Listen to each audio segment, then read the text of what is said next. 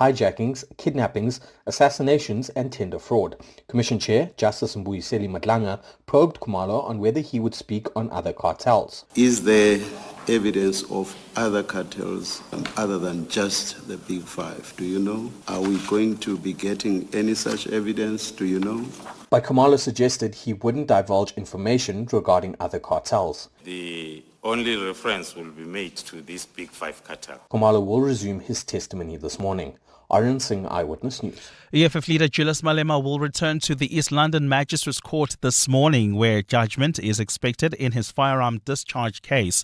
Malema was in court yesterday, but proceedings were dominated by the magistrate's recap of witness testimonies since the trial began. She explained that this was to provide Malema with context on how the court reached its decision.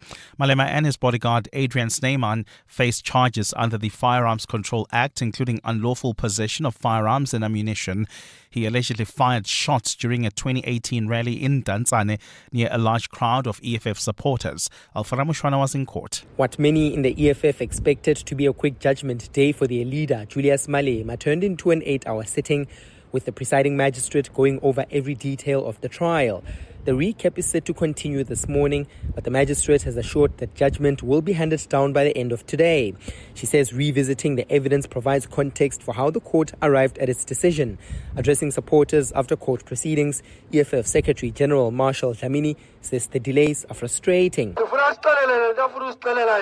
The judge must just deliver the judgment instead of telling us everything that happened during the trial. We're tired of being in courts. We wasted the entire day listening to the recap. If convicted for more than 12 months without a fine, Malema could be barred from being a member of parliament. Alfa Ramshwana, Eyewitness News, East London.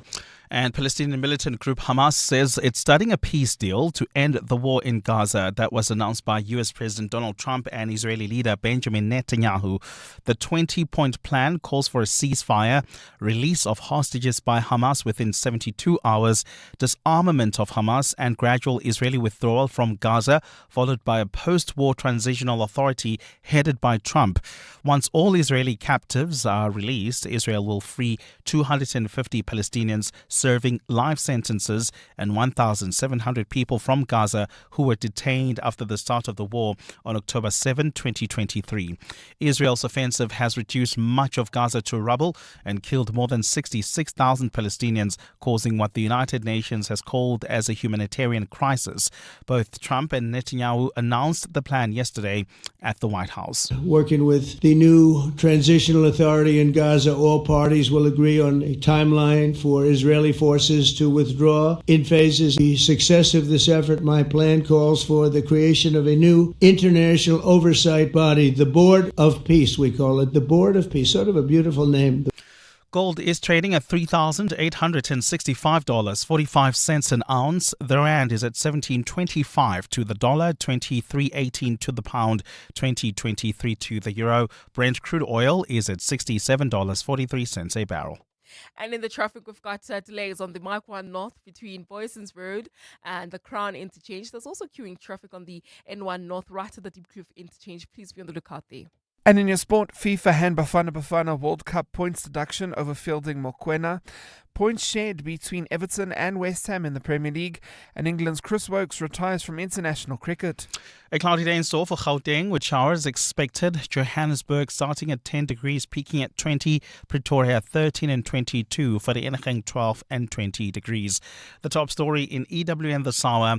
Health Minister Arun Motsoaledi says the looting of Tembisa Hospital could not have been possible without the involvement of junior government employees. EWN, in touch, in tune and independent. For the latest, visit ewn.co.za or download the EWN app. This is Breakfast with Bongani Bingwa on 702. Let's walk the talk. 7 minutes after 6 o'clock, you're listening to 702 Breakfast. It's Tuesday, the 30th of September, the year of our Lord, 2025. Welcome one, welcome all, wherever you are listening to us from. Are you in Roshni? Are you in Rayton? Manseville? Mutlageng? Yesteras or Etwata? wherever you are around the world, in Bryanston, in Sandton, in the Johannesburg South, in Mamelodi, in Mabopane, in Waterkloof, in Sunnyside.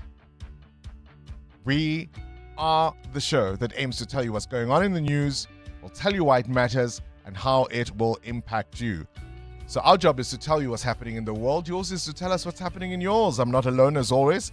Fantastic team behind the scenes. We've got the producers, Baphelile and Ropfiwa, putting the show together. And of course, Siamtanda Matiso is also part of the team. Anthony Teixeira will be giving you the latest you need to know in sport, including controversies in the world of golf, of all places.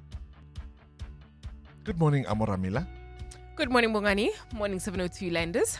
We only play dress up on Wednesdays. Yes. And you're looking so fantastic today. Already? Oh, thank you. I think it's just my upper body because of the blazer. You just threw these things together. Yeah. Those wonderful earrings, that blazer. Ray White, always good to see you. Always lovely to be here. Ray White here with business news, Amo for traffic. Hope everyone's feeling good, rearing to go. We've got a serious show, so let's go.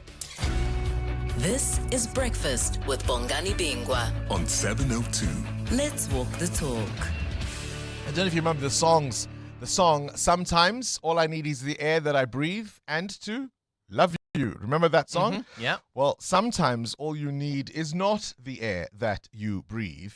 We're going to start the show today by looking at how much air pollution, called the silent killer by the Department of Health, is now endangering the lives of more South Africans.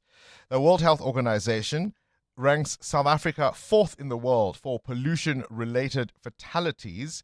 Nearly all of us, the entire population, is breathing air that exceeds World Health Organization safety standards. That is something that is a real worry. We'll speak to the specialist scientist at the South African Medical Research Council, Dr. Cara D. Wright, about how deadly pollution is claiming thousands of lives in South Africa. So lots of people walking around with respiratory issues as a result of the air that we breathe. And I'll find out from her where it is better and where it is worse in different parts of the country. And then yet another book. And this one is explosive because it focuses on the man who would be next. Paul Mashatile is often referred to as part of the Alex Mafia. Who are they? How are they connected to him? What have they all been doing all these years? And it's a pertinent question to ask in the context of these networks, right, that are connected to senior politicians. I mean, we've got three big things going on at the moment. One, of course, as you know, is the Madlanga Commission of Inquiry, and we'll get to some of the revelations that came out yesterday in a moment. But that paints a picture of organized crime on a scale few of us had imagined. We knew, for example, there were cash in transit vehicle heists, right? We know about carjacking, we know about housebreaking, all of those things well enough. What I certainly would not have realized are the linkages between those crimes and the fact that many of them are being ordered, or at least to the benefit of the same people. That I had not anticipated. What makes it even worse is the suggestion that politicians and people in political office stand to gain from all of this.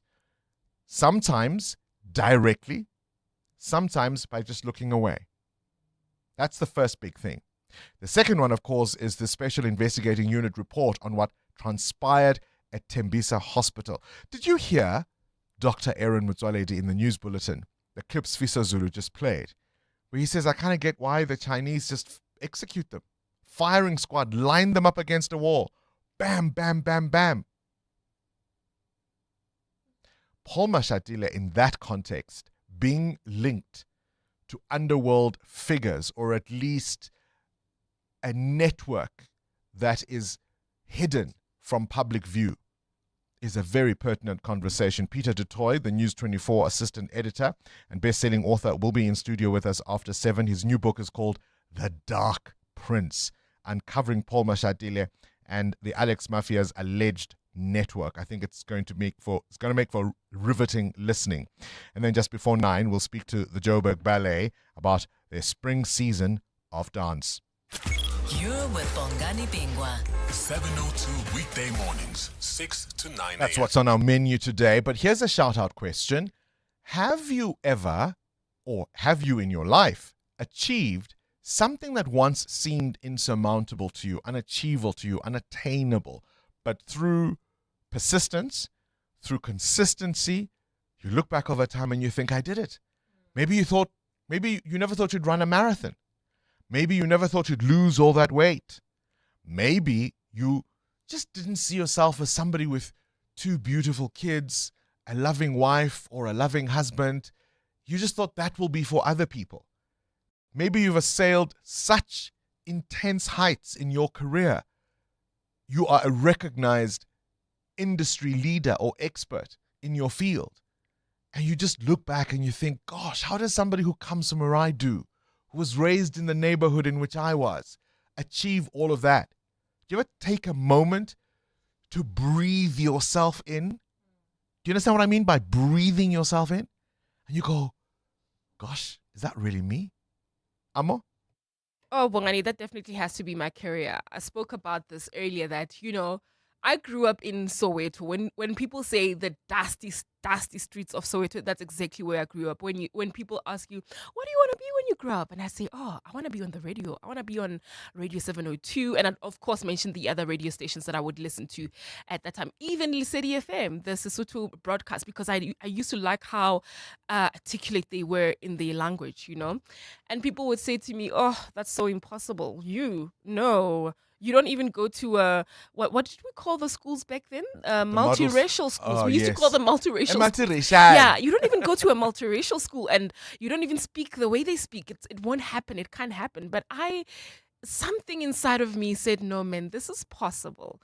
At the same time, because of the amount of people that are saying it's impossible, you somehow want to believe that it's impossible, and that's why you get shocked when it happens because you're like, actually, it is possible. That thing they said would never happen to me. Ray, I suspect you have a similar story. A similar story. I was told by a station manager when I went to go and try read news it was at Radio 5 at that point, and I was told you will never be able to read news. You sound terrible. You shouldn't be on the radio. So hang on, you were already employed in the organization. I was writing news as part of the radio news department. Sure. And I was writing news, and we would supply news to the different radio stations. So I went off to Radio 5 and I said to them, here's my demo. I would like to read news. And this guy was very rude to me. He said, you'll never read news. You sound awful. You shouldn't be on the radio. And I was totally knocked down. So I decided, fine. I went into a radio studio and I taught myself how to read hours upon hours. And I thought, I will show this guy. I will show him. And many years later at the radio awards, the MTN radio awards, that same station manager came up to me. He eventually did give me a job, by the way, on Radio 5. He came up to me when I got that award and he apologized. As the best news reader. Yep. And he said, I'm sorry. And I said, fine. But I looked at him and I thought, yeah. Here we go. I always wonder, because when somebody says something like that to you, you remember. I always wonder if they do. Send us a WhatsApp voice note on 072-702-1702. What is that thing you have achieved that once seemed impossible or just unattainable in your life, but through consistency and persistence, you got there? Breakfast with Bongani Bingwa on 702.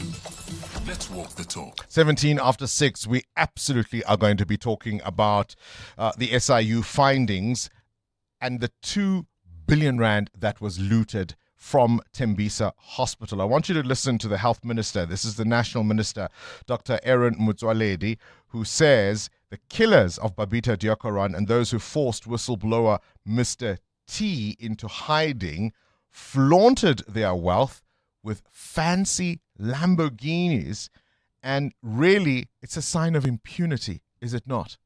Because Babita did exactly what Mr. T was doing, and she lost her life.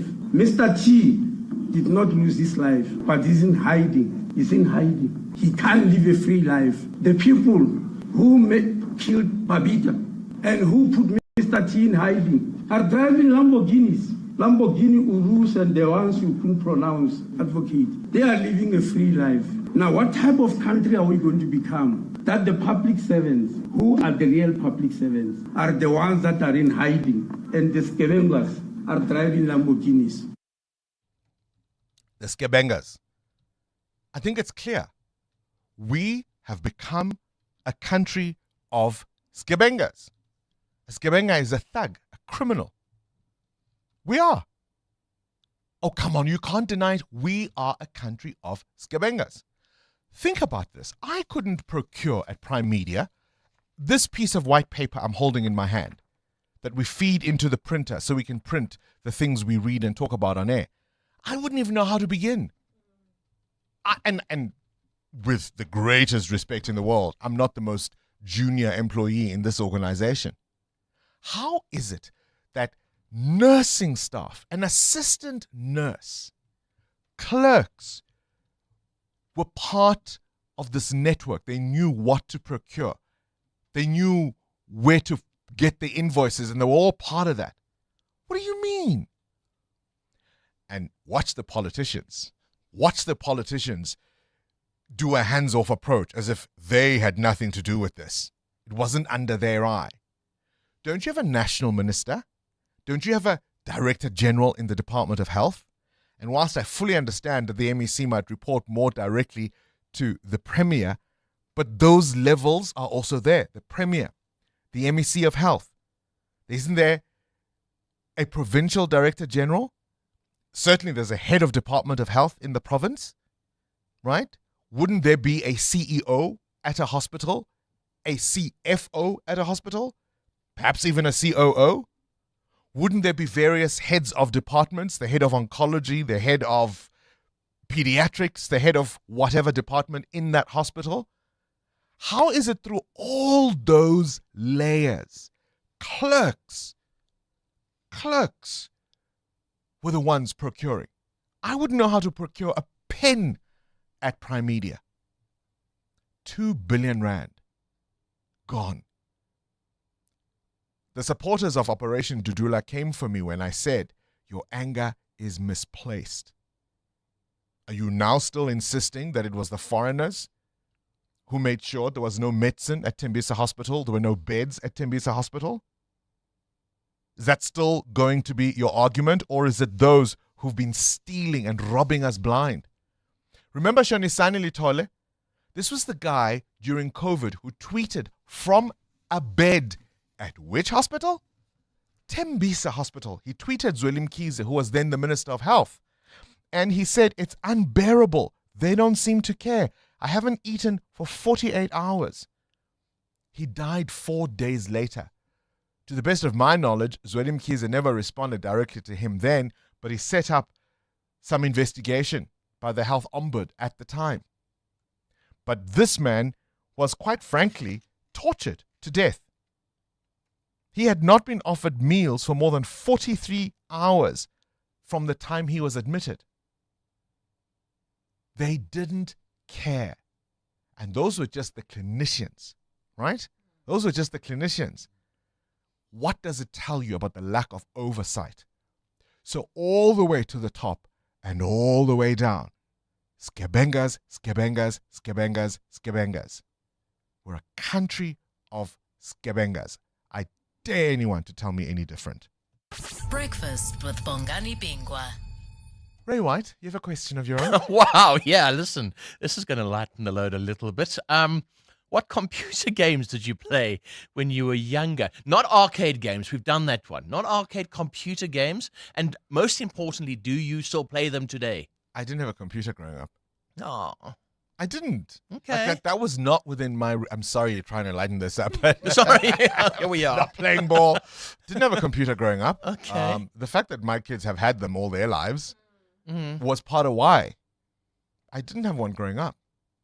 Okay. So no I'm sorry computer about games. that. Okay, I'd Command and Conquer. And to this day, I still play the odd game because it's just fun. And No, I I'm in played my 50s. Pac-Man at the arcade. So Okay. No arcade Amo? games. Solid A. I used to enjoy Solid A. Oh, yeah. I wonder if it still exists on the. Yeah. Oh, yeah, it's still there. Yeah. You can play solitaire on. And Pac-Man also on the computer. On the computer. Yeah, computer. I used to Okay. enjoy those a lot. Not quite a computer game. You know what game I miss? Snake on the Nokia phone. Oh, that was cool. That was yes. cool. 702. Weather. 23 after 6. What conditions can you expect in Gauteng? A cloudy day for the province. Temperatures will max at 20 in Joburg and Vereeniging. Pretoria, your high is 22. 16 for Bombela, 25 for Bloemfontein. Gqeberha and East London, 23 and 21. And Cape Town will be fine. It looks like a lovely day, in fact. 25 is your high there. EWN Traffic. 23 after 6, as I say, this Eyewitness News traffic is brought to you by Outsurance in partnership with 702. Amo? Well, Bongani, we've got an accident in Neturina along the N1 North. It happened right after the N12 turnoff. It's causing delays. There's also queuing traffic on the N12 East. This is just as you approach the Elands interchange. It is due to an accident. Delays from Fort Drucker Road while traveling on the M1 North. Bumper-to-bumper traffic between Xavier Street and the Car Street exit. This is now due to the peak time delays at this time of the morning. And just a quick one, we've got delays in Orlando along Cliffsbridge Valley Road right as you approach the Soweto Highway turn off. I wonder what's happening there. If you know exactly what's going on, please do send us a report. We are on X at EWN Traffic. There's more EWN on air, online, and on the EWN app. 20 years ago, you were driving to that dealership for your first car, weren't you? And, of course, already 20 years ago, the Outsurance pointsmen were on the roads easing traffic congestion. So whether you're an Outsurance client or not, we can all say we've been getting something out, hey? So show the pointsmen some love this month and celebrate this 20th anniversary using hashtag pointsmanlove. Outsurance really means it when they say you always get something out. In proud partnership with 702, Outsurance is a licensed insurer and FSP. Radio 5. It's called Something Inside So Strong. I know that I can make it. Oh yes, girl. I know that I can make it. Though you're doing me wrong, so wrong. That's for you, Amo. Oh, thank you. That's for you. Right? Thank and Ray. you. And Ray. That's for you. Something inside. 702. Serving the 702 family in 702 land, including those of you in Attridgeville. Attridgeville was established in 1939 and named after philanthropist Myrtle Attridge. The Mendy War Memorial in the township commemorates the over 600 black South African soldiers who drowned when the troop carrier SS Mandy sank in the English Channel during the First World War. Former Deputy Chief Justice Dikang Moseneke grew up in Attridgeville, as did middle distance runner Sydney Marie. 702. Let's walk the talk across 702 land, including Attridgeville. Mzansi Powerball stands at a staggering 100 million rand guaranteed jackpot this Tuesday. Yep, you heard right. Play Powerball now for your chance to win the guaranteed 100 million rand jackpot, and you could become the next big winner. Buy your tickets now in store on nationallottery.co.za, the mobile app, cell phone banking, or simply dial star 120 star 7529 hash for USSD. Panda Push Up Play. Players must be 18 years or older. Play responsibly. Ituba is the proud operator of the National Lottery.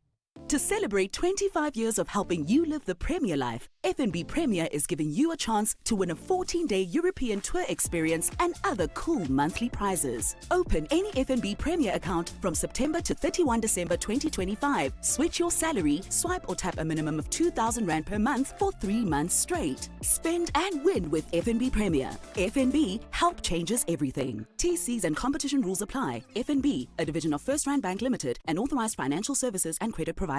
Experience extraordinary with the new iPhone 17, 256 gig from Vodacom, Zanzi's winning 5G network. More delightful, more durable, and now available. Get yours on a 3 gig Red Core plan from 899 per month over 36 months, plus a free extended warranty. Be the first to get it today. Available in-store and online. T's and C's apply. Further together. Vodacom. 702 and corporates that care with Tracker are talking about Tracker's partnership with Matthew, an initiative helping South Africa's future leaders succeed in maths and science. We have been part of this incredible country for the last 29 years. South Africa has helped us grow into the organisation that we are and has helped us be part of the economy of this country. So fundamentally, we now have to give back. We have to make sure that not just for the last 29 years, but for the future 29 years, we're participating in that conversation. Secondly, Bongani, Tracker is growing exponentially at the moment. We're employing at all levels within the organisation, from top to bottom in essence. So what we're actually looking for as part of that growth fundamental is to make sure that we have the right people coming into the organisation. We can either be part of the solution or we can be part of the problem or do nothing. Tracker, protecting futures by investing in STEM education. Visit matthew.co.za to learn more. 702, let's walk the talk. Start your day with Bongani Bingwa on 702. Let's walk the talk. All right, what you need to know at this hour: in a high-profile shake-up, the advocate Matthew Chaskalson, senior counsel, has taken over as the chief evidence leader of the Madlanga Commission of Inquiry. This after advocate Terry Mutau quit unexpectedly less than 2 weeks into the role. It's unclear at this stage why Mutau has left, but he is gone. Meanwhile, the African Growth and Opportunity Act, or AGOA, is set to expire today, and that will, if it's not renewed, put duty-free access to the US market at risk for 32 African countries. In Europe, Denmark has temporarily banned civil drone flights until Friday as it prepares to host a major European Union meeting on defense and the war in Ukraine. And back home, Postbank's contract with South African Social Security Agency, or SASSA, to pay social grants ends today after the Gauteng High Court struck down Postbank's urgent bid to stop that termination. And on this day in history, Botswana, formerly known as the British Protectorate of Bechuanaland, gained independence from the United Kingdom in 1966. 702. The newspapers. He's not formally known as Sifiso Zulu. He's still Sifiso Zulu. Good morning. It's in the papers. Good morning. We start in Asia with the Vietnam News, which is one of the leading newspapers in Vietnam. They are focusing on a typhoon that is making landfall in that country. They're saying that Vietnam has closed airports and evacuated about 28,000 people. It is anticipated to be the biggest in the country's history that is happening in Vietnam there. So that is a Vietnam News newspaper. Front page of the Sowetan Tembisa Hospital graft, and they've got pictures of those Lamborghinis, properties in Zimbali, in Bantry Bay. Ruthless is what the Sowetan says. The Citizen, cartel lives high off hospital loot. And the front page of the Business Day, Tembisa, 2 billion rand, mafia-style looting. EWN Business. Ray, you want to know what computer games we played when we were younger and whether or not we're still playing them. What prompts the question? Well, gaming is big money, you see, and video game developer Electronic Arts has agreed to sell itself to a group of private investors in a deal that values the maker of Battlefield and Madden NFL at $55 billion. This will make this the largest leverage buyout in human history. Saudi Arabia's public investment fund, Jared Kushner's Affinity Partners, and private equity firm Silver Lake have come together to buy the popular video game maker. They are financing it with a combination of $36 billion in cash, along with equity already held by PIF, as well as $20 billion in debt financed by JP Morgan.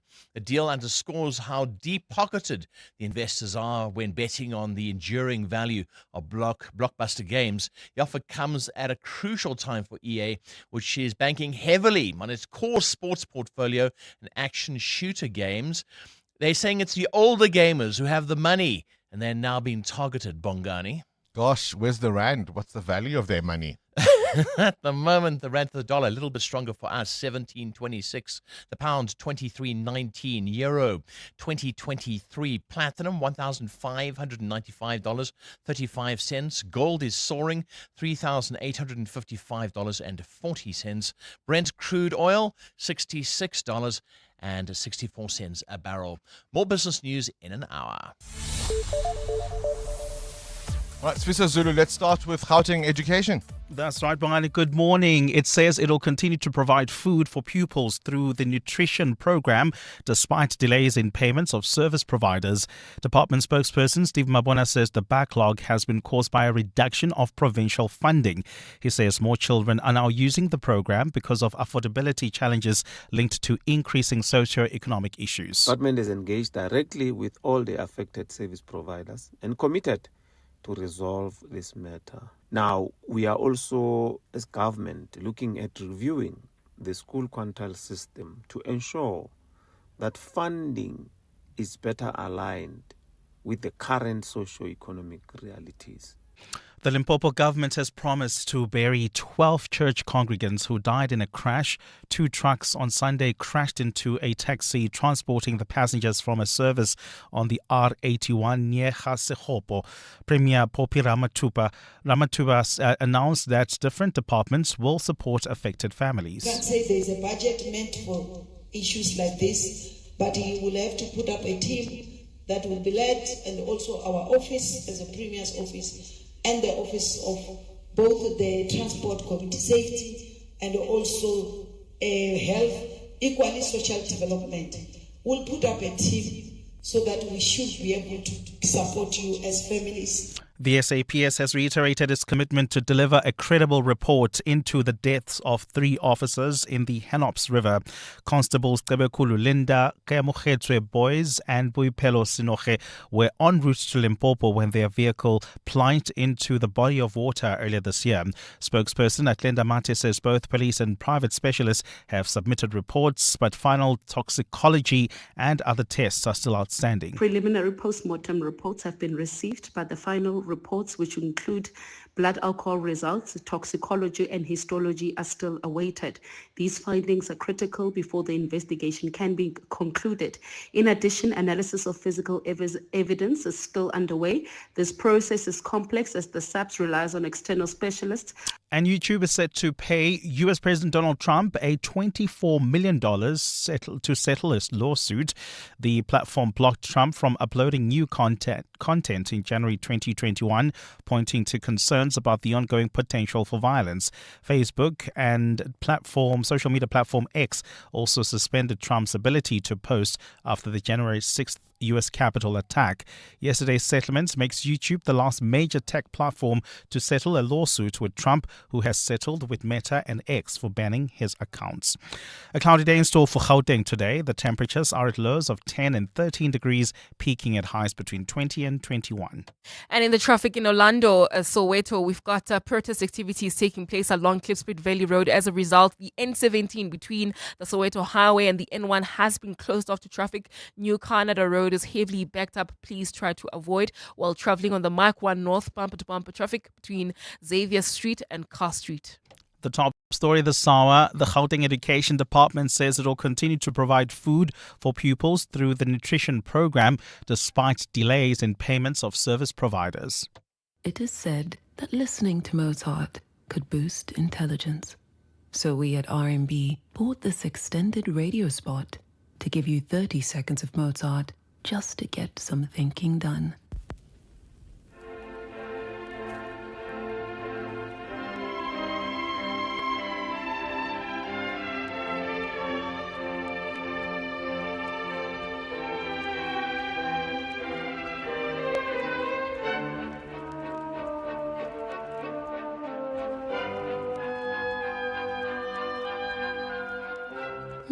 That was nice, huh? Just some time to think. Well, that is precisely what we do at RMB. Invest in the time to think of smarter solutions for our clients. RMB. Solutionists love company. RMB is a division of First Rand Bank Limited, an authorized FSP and registered credit provider.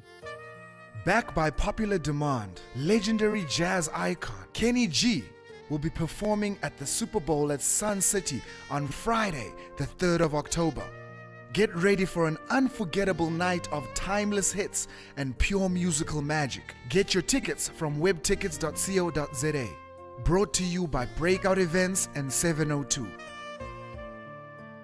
Coming up in the next hour, what's the question? And it's brought to you by Outsurance. 3,000 Rand is up for grabs. So firstly, we'll give you 1,000 Rand. If you send us an answer based on something you heard on the show that piqued your interest, you WhatsApp your name and the answer to 072 702 1702.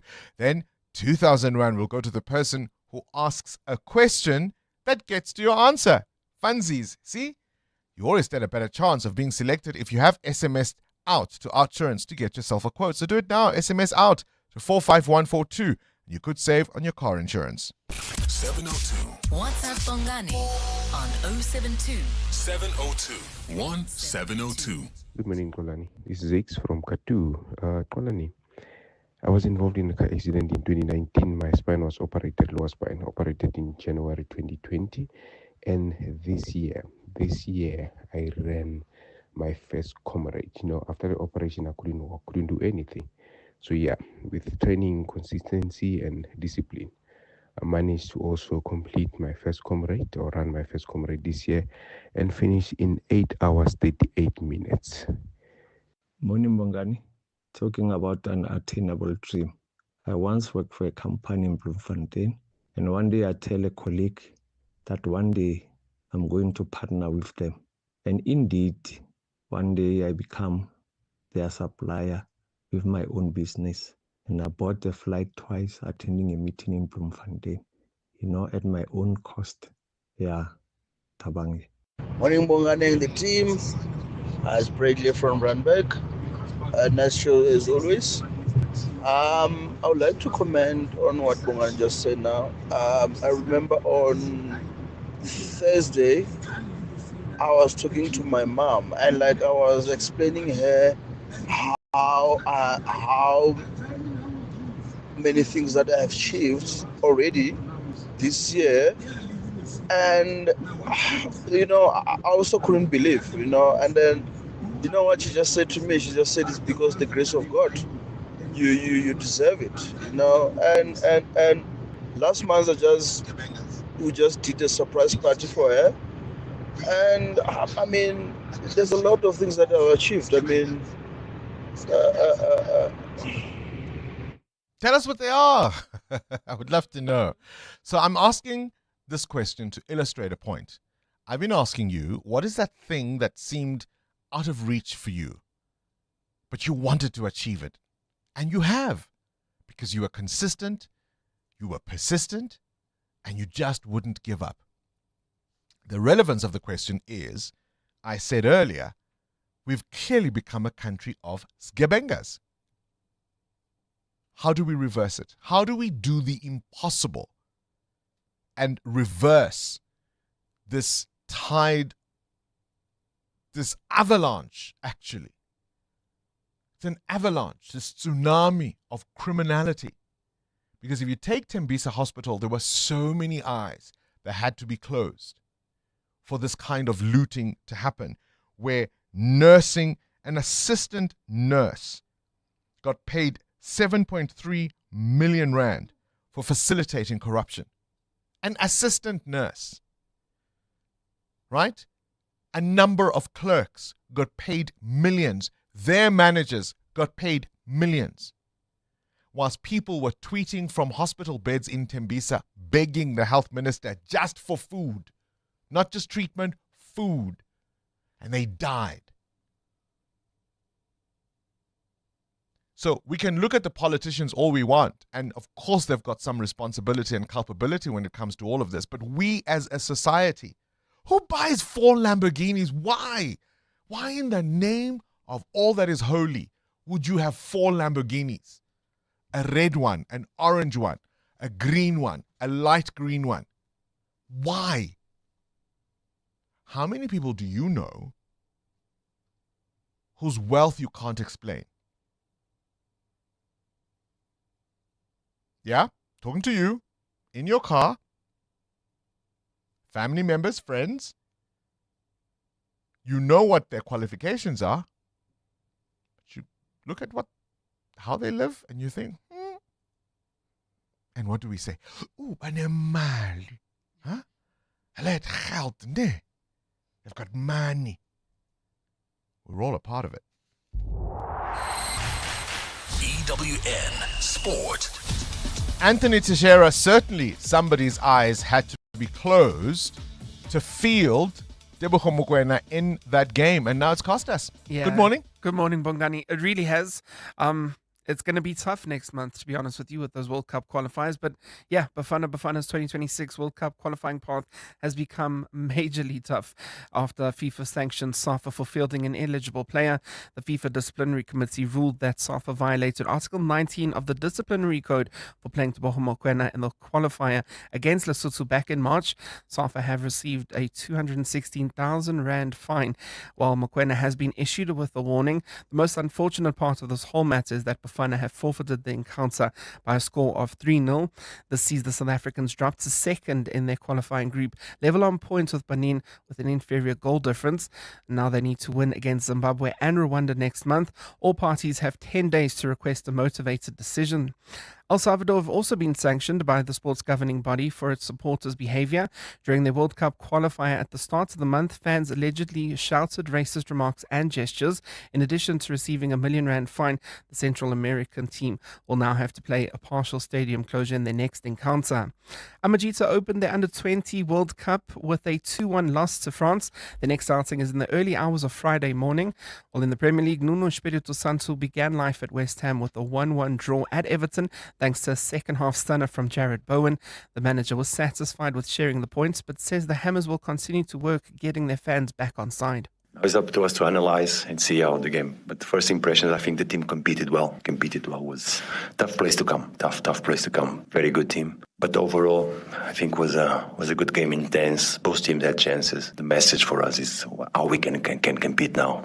Switching to cricket, West Indies were left blushing as they were beaten by 90 runs in the T20 against the 18th ranked side in the world, Nepal. They were all out for 83, the lowest a full member nation has scored against an associate nation. This comes on the back of a 3-0 series loss to Australia in July, and England's Chris Woakes has retired from international cricket following his omission from the upcoming Ashes squad. The all-rounder ends his career having played 62 tests, 122 ODIs and 33 T20s. Before you go away, Anthony, I don't know if you remember the conversation we had about the Ryder Cup just 24 hours ago. There's been much reaction following that, including Rory McIlroy saying he may never play in the US again. Have a listen. Never participate in tournaments held in the United States again. I can accept people insulting me, but I cannot accept them hitting my wife on the head with a drink bottle. I can also accept them saying I don't deserve to win, but I cannot accept them insulting our European team. This Ryder Cup was the darkest and most disgraceful match most disgraceful match he'd ever participated in, he said. Also coming out in support of Rory McIlroy was none other than Tiger Woods. The U.S. team lost so disgracefully this time. I refused to serve as the captain of the U.S. team for this Ryder Cup precisely because America was simply not prepared to win the Ryder Cup. Seeing Rory McIlroy endure those insults on the U.S. team's home turf made me both angry and helpless. Players being criticized is one thing, but this time, some people went so far as to throw bottles at Rory's wife, Erica. Unbelievable, hey? It is just unbelievable. Goes to show how awful it was. It also raises questions over Rory McIlroy's safety when he does play on the PGA Championship. So if he's going to play the tour next year, when he does, although he says he's not going to play in America, but he inevitably does go to Pebble Beach, for example, what's the safety going to look like for him? Because he's going to need it in particular. And all in the world of golf. Anthony Teixeira, Who is the whizziest of them all? It's the Whiz Quiz on 702. Hello, Uncle Bongani. My name is Anati. I'm 12 years old. I go to Pickerington College, and when I grow up, I want to be an engineer. I'm so excited to play the Whiz Quiz with Uncle Bongani. Thank you. We can't wait to play with you too. Anati, 10,000 Rand up for grabs for you.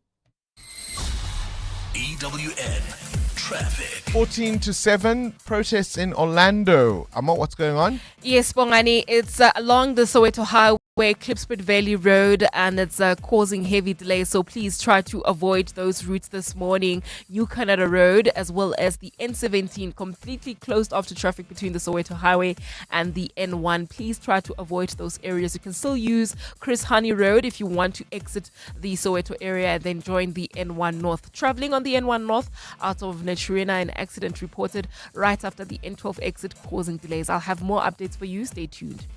There's more EWN on air, online, and on the EWN app. Some insurers promise savings. With Outsurance, you are guaranteed to get something out. Get a quote, and if Outsurance can't beat your car insurance premium, ask them for 500 Rand cash. Make that 1,500 Rand if you've been claim-free with the same insurer for 3 years. Savings or cash, you always get something out. Get a quick and easy quote today. Call 08600 60,000 or visit outsurance.co.za. A licensed insurer and FSP. T's, C's, and information online. Calling all golf pros. Hollywood Bets invites you to step onto the green. Tee up, take a swing, and enjoy glorious golf action from electrifying competitions and thrilling live tournaments. Get ready to conquer the fairway and chase epic fortunes. Ready to master the odds and experience your crowning moment?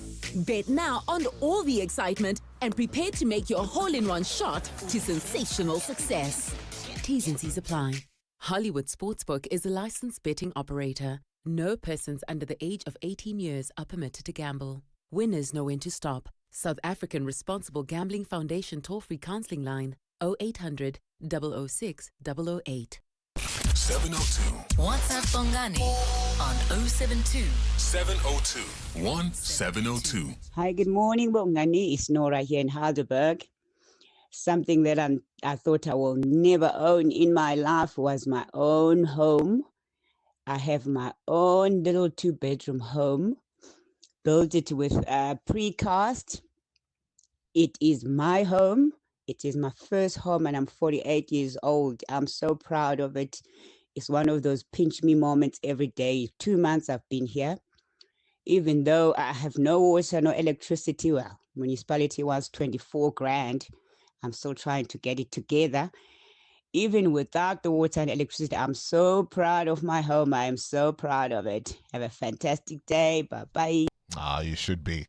You should be. So still waiting for connecting electricity and water, but it's a start, isn't it? There's nothing like a yard, a space, even touching the bricks and mortar and going, this is my shelter. This is my home. This is my hiding place. The brainy kids of the Whiz Quiz on 702. Up next, a conversation about air pollution. But in the meantime, let's give away some cash. Today, we're playing with 12-year-old Anati, who goes to Peakenwood College, wants to be an engineer later on in life. Anati, are you ready to play? Yes, I am. Yes is the confident answer. Alisa, start the clock. Spell the word revenue. Revenue. Correct. How many continents are there in the world? 5. 7. How many C's are there in the word complicated? 2. Correct. Which one is a prime number in maths? 69 or 79? 69. 79. True or false? The Limpopo River flows into the Indian Ocean. False. It's true. Which part of the body pumps blood? The heart. Correct. On Heritage Day, South Africans also celebrated National what Day? National Bride Day. Correct. Complete the saying, you rub what into the wound? You rub a pass. Salt. True or false? Japan's currency is called the yen. True. It is true, and I think that is in time. Bit of a wobble in the middle there, but you recovered quite nicely, Anati, to walk away with 500 Rand. 5 correct answers. Remember, of course, it's 100 bucks for each correct answer. You get all 10 right, we'll give you the 10,000 Rand. 702. WhatsApp Bongani on 072 702 1702. Good morning. Good morning, Bongani and the team. My name is Grace from Pretoria. You know, consistency does wonders. I'm a testament to that. I've lost a drastic weight. I've achieved my goal. I'm so proud of myself. People who know me, they hardly recognize me. People who know me hardly recognize me. See, all morning we've been hearing stories of ordinary folks achieving the impossible. Why can't we expect that of our leadership? To deal with the scourge of crime, to deal with corruption at the highest levels all the way down. I don't care if it's a clerk or a minister. I don't care if it's a senior ranking police officer or an HOD or an MEC. But we surely cannot look at the situation, accept it and say it's impossible, it can't be done. Of course it can. You're with Bongani Bingwa. 7:02 weekday mornings, 6 to 9 a.m. You may remember the song, Sometimes All I Need Is the Air That I Breathe. Well, sometimes what you don't need is the air that you breathe. Air pollution is now called the silent killer by the National Health Department, and it's fueling all sorts of respiratory illnesses, and many South Africans are dying premature deaths. In fact, we are ranked 4th on the continent for pollution-related fatalities, with nearly the entire population inhaling air that exceeds the World Health Organization's safety limits. We've invited an expert to tell us exactly how grave this challenge is and how we deal with it. Dr. Karadi Wright is a chief specialist scientist at the South African Medical Research Council and joins us now. Prof Wright, a very good morning to you and thank you for your time. Welcome to our show. Thank you, Bongani. Great to be with you this morning. So, an estimated 26,000 lives lost in South Africa every year because of air pollution. That high a number? Yeah, so the numbers are tricky, right? It's different people make different estimations, but we definitely know that there are tens of thousands of people who are struggling because of bad air in the country and unfortunately dying prematurely because of their exposure to it. Goodness me. Why is the air killing us? So the particles and gases in the air, many of them can go deep into the lungs, especially those little particles. They contain chemicals. And when they go deep into the lungs, they cross into the blood. And once they're in the blood, they can go to any part of the body, from the brain to the unborn fetus, which means that we're even putting our unborn children at risk of exposure to pollution. Why do we have such poor air quality? What's the problem? So the government has air quality management plans, and they prioritize 3 areas: the Highveld, the Vaal, and the Joburg Ballet. And in those areas, they try very hard to ensure that all of those industries meet their minimum emission standards. But you can imagine that compliance is difficult. So industry is one source of air pollution. Another is vehicles. We have a lot of vehicles on our roads. Many of the fleet are old, and they also emit harmful pollution. And then the third major air pollution source is in our homes, burning coal and wood for heat and cooking. And that puts the air pollution right in the breathing zones. Goodness me, I mean, I would imagine whatever these challenges might be for us, we're not unique in facing them. No, that's right. So most low and middle income countries, including South Africa, are trying to grapple with this air pollution problem and trying to work out the best way to limit exposure so we can improve health and well-being. What respiratory illnesses have now become common in ways that we didn't see in years gone by? Yeah, so it's not that there's necessarily new diseases that are arising, but air pollution exacerbates asthma. So, for example, a child living near a coal-fired power station in Mpumalanga on the Highveld may experience exacerbated attacks of asthma because of their additional exposure to that pollution. The other disease that we're concerned about is pneumonia. Even though we know that there's a seasonal effect of pneumonia, it happens more in the wintertime. That's also when people burn wood and coal, and so also exacerbation or worsening of pneumonia because of that air pollution exposure. If not new diseases, are we seeing an increase in the number of cases? That's difficult to say because many things are happening at the same time. So it's hard to be able to say things are increasing. You know, we have to bear in mind that we're doing pretty well at trying to reduce things like mother-to-child transmission of HIV, which gives a child a better chance to have a strong immune system. We've got, hopefully, access to better care to treat children. So it's hard to say, but we do know that this is a grave problem that we want to try and continue to address. Isn't it also hard to say that we've got a cocktail of diseases we deal with in South Africa, some of them communicable diseases, and that it might be just one of those factors, and that air pollution isn't necessarily the big culprit? Well, I don't think we can say that air pollution isn't the culprit. I don't think, if we took away just air pollution, would everything be okay? Probably not. And unfortunately, we can never take away poor air quality because Africa is a very dusty continent. So even the background dust in South Africa are high levels beyond the WHO safe thresholds you were talking about in the beginning. And unless we really deal better with unpaved roads and managing things like deforestation and exposure and erosion of land, we are still going to struggle with dust, and that will still impact the air quality. Is it enough to say, look, I mean, it's a heavy price, but this is what industrial activity comes with, this is what urban growth comes with? Or are you suggesting that those in charge aren't doing enough to make the emitters, for example, pay for what they do?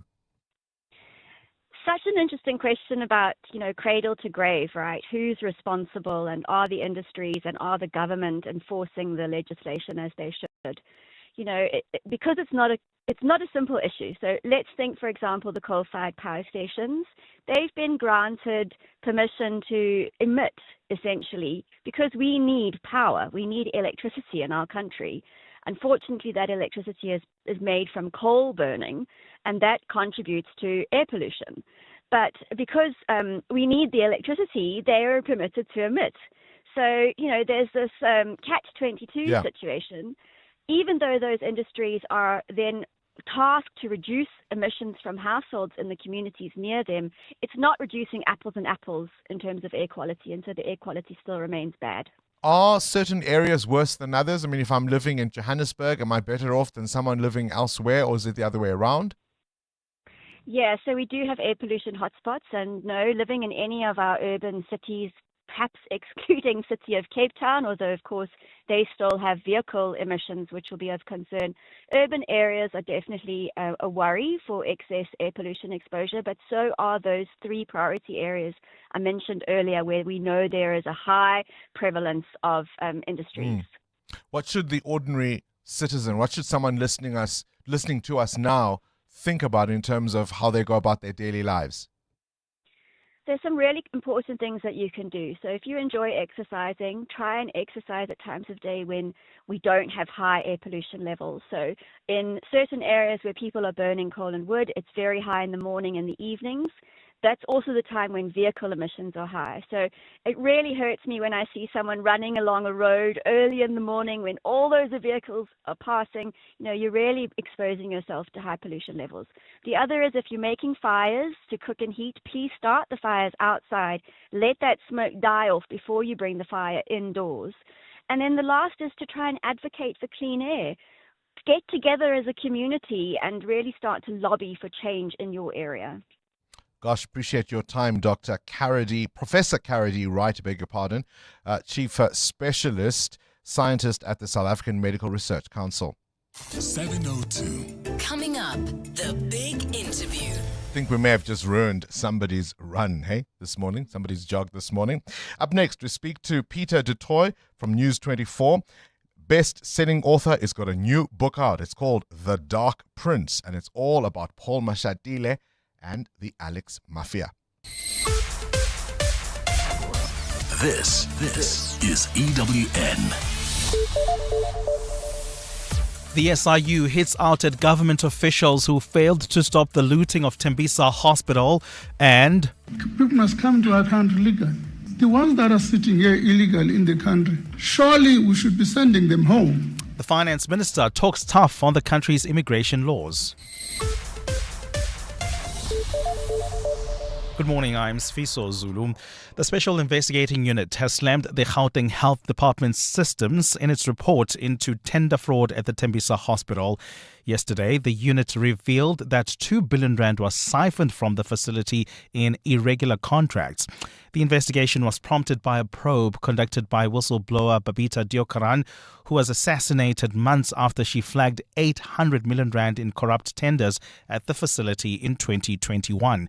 Khomotso Modise reports. SIU head advocate Andy Mutibi has been critical of the Gauteng Health Department's supply chain systems and how officials responded to signs of corruption. We found that non-compliant bidders were issued compliance certificates without raising any red flags. The SIU found no evidence of concern from the department regarding the RFQs processed.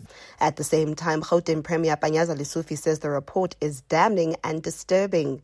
We've also taken a decision, the first of the province, that all those that are working within our supply chain management, they must undergo lifestyle audit. There was serious resistance to this because this is part of lifestyle audit, is not legislated. But as the provincial government, we insisted. While the final report into corruption at the Tembisa Hospital was scheduled for release in November 2027, Mothibi has promised to expedite investigations. Eyewitness News in Tembisa. The future of Ekurhuleni Metro Police Acting Head Julius Mkhwanazi remains uncertain as he stands accused of using his policing powers to benefit tender tycoon and alleged underworld figure Vusumuzi Cat Matlala. Mkhwanazi, who last week requested to be placed on a leave of absence following the allegations, has for the second time been named at the Madlanga Commission of Inquiry. Yesterday, crime intelligence boss Dumsani Khumalo named 5 officials, Mkhwanazi being one who had communicated with Matlala. This after police extracted messages from Matlala's WhatsApp upon confiscating his phone following a raid at his premises in December last year. Oren Singh reports. EMPD top cop Julius Mkhwanazi stands accused of registering a fleet of vehicles, a link to Vusumuzi Cat Matlala's private security firm, Cat VIP Protection, to the city of Ekurhuleni in 2023. He is also accused of fitting Matlala's vehicles with blue lights, allowing him illegal policing privileges. But while the city of Ekurhuleni mulls over the decision on Mkhwanazi's future, evidence presented to the Madlanga Commission may just speed up that process. Crime intelligence boss Dumisani Khumalo claims to have proof of messages between Matlala and Mkhwanazi, who has publicly refuted claims he assisted Matlala in any form. He has a relationship with Mr. Mkhwanazi, which involves the abuse of EMPD for the benefit of Mr. Matlala. Last week, Ekurhuleni's council rejected a motion to suspend Mkhwanazi. Arun Singh, Eyewitness News. Finance Minister Enoch Godongwana has questioned the affordability of metros continuing to provide free services to undocumented migrants, saying the Constitution has put the country in a difficult position. Addressing the mayors of metros yesterday to discuss new reforms aimed at the better management of utility services, Godongwana acknowledged the frustrations of the strain unplanned population growth is having on their cities. Godongwana says the thorny issue of immigration is one that requires an objective debate by political parties and not from a position of xenophobia. Lindsay Dentlinger has more. Finance Minister Enoch Godongwana says it's estimated that for every 100 people who enter South Africa, at least half of them remain in Gauteng. This does not include the impact of urbanization as people from different parts of the country go in search of a better life. Godongwana says he's sympathetic to municipalities who can't legally deny services such as healthcare to immigrants. Constitution says every South Africa belongs to all who live in it, which was a grave mistake. Godongwana says those words were penned at a different time in the country's history, and the toll of immigration on limited resources can't be ignored. People must come to our country legally. The ones that are sitting here illegally in the country, surely we should be sending them home. He says often migrants living in informal settlements are receiving housing even before those waiting in backyard accommodation for years. Lindsay Dentlinger, Eyewitness News. And there's been swift global reaction to a plan to end the war in Gaza that's devastated the region for almost 3 years. US President Donald Trump and Israeli Prime Minister Benjamin Netanyahu announced the 20-point plan in the White House yesterday. It calls for a ceasefire, the release of hostages by Hamas within 72 hours, disarmament of Hamas, and gradual Israeli withdrawal from Gaza, followed by a post-war transitional authority headed by Trump. Once all Israeli captives are released, Israel will free 250 Palestinians who are serving life sentences and 1,700 people from Gaza who were detained after the start of the war in October 7, 2023. Israel's offensive has reduced much of Gaza to rubble and killed more than 66,000 Palestinians, causing what the UN has called a humanitarian crisis. Egypt, Jordan, Qatar, Saudi Arabia, the United Arab Emirates, Turkey, Indonesia and Pakistan have hailed the agreement's sincere efforts in the wake of their own talks with Trump last week, while Washington's European allies have also promptly voiced support, with the leaders of France, UK and Germany and Italy sharing strong expressions of support for the plan. Trump says it's now up to Hamas to welcome it. Israel would have my full backing to finish the job of destroying the threat of Hamas. But I hope that we're going to have a deal for peace. And if Hamas rejects the deal, which is always possible, they're the only one left. Everyone else has accepted it. But I have a feeling that we're going to have a positive answer. Gold is trading at $3,865.45 an ounce. The rand is at 17.25 to the dollar, 23.18 to the pound, 20.23 to the euro. Brent crude oil is at $67.43 a barrel.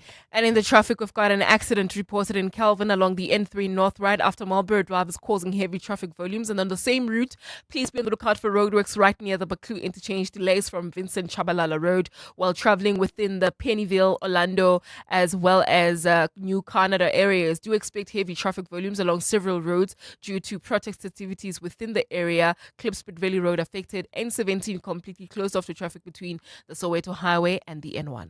And in your sport, FIFA hand Bafana World Cup points deduction over fielding Mokoena. Points shared between Everton and West Ham in the Premier League. And England's Chris Wokes retires from international cricket. A cloudy day in store for Gauteng. The temperatures will peak at highs of 20 and 22 degrees. The top story in EW and the Sawa. The Special Investigating Unit has slammed the Gauteng Health Department's systems in its report into the tender fraud at the Tembisa Hospital. EWN, in touch, in tune, and independent. For the latest, visit ewn.co.za or download the EWN app. This is Breakfast with Bongani Bingwa on 702. Let's walk the talk. 9 minutes after 7 o'clock. What is your view of what the SIU has told us happened in Tembisa Hospital? 2 billion rand stolen in broad daylight. The millionaires that came out of that hospital, the multi-millionaires. But just remember, the more than 100 hours it took for Shonisani Litole to starve to death at the very same hospital. He was neglected for 5 days. He got so desperate, he tweeted the then Minister of Health, Dr. Zweli Mkhize, from his hospital bed saying it's unbearable.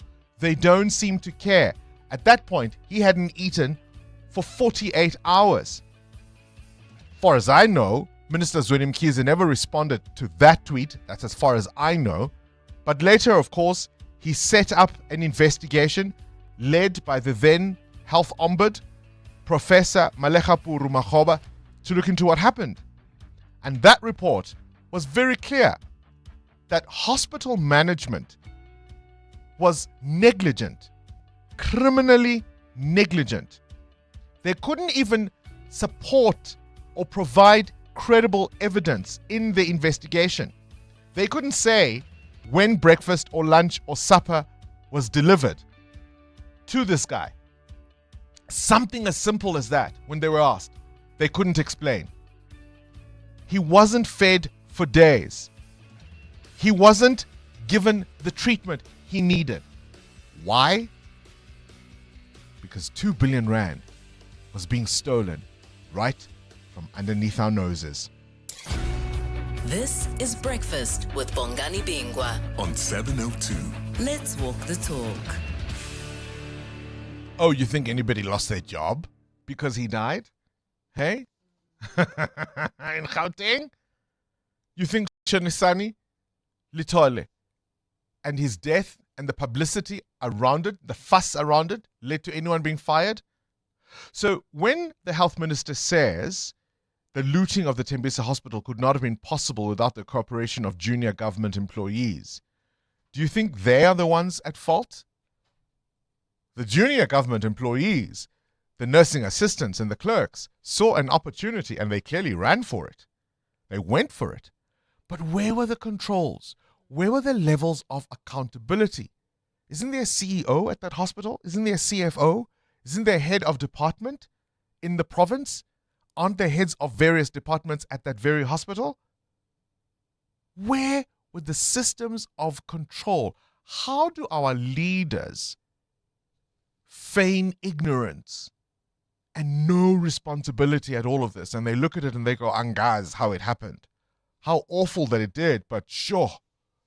I mean, the minister went as far as saying he understands why the Chinese place their corrupt officials against a wall and execute them by firing squad. Just let that sink in. I want you to listen to my colleague Stephen Curtis on The Money Show last night, speaking to the social activist Mark Haywood about that SIU report about the 2 billion rand that was looted from that hospital.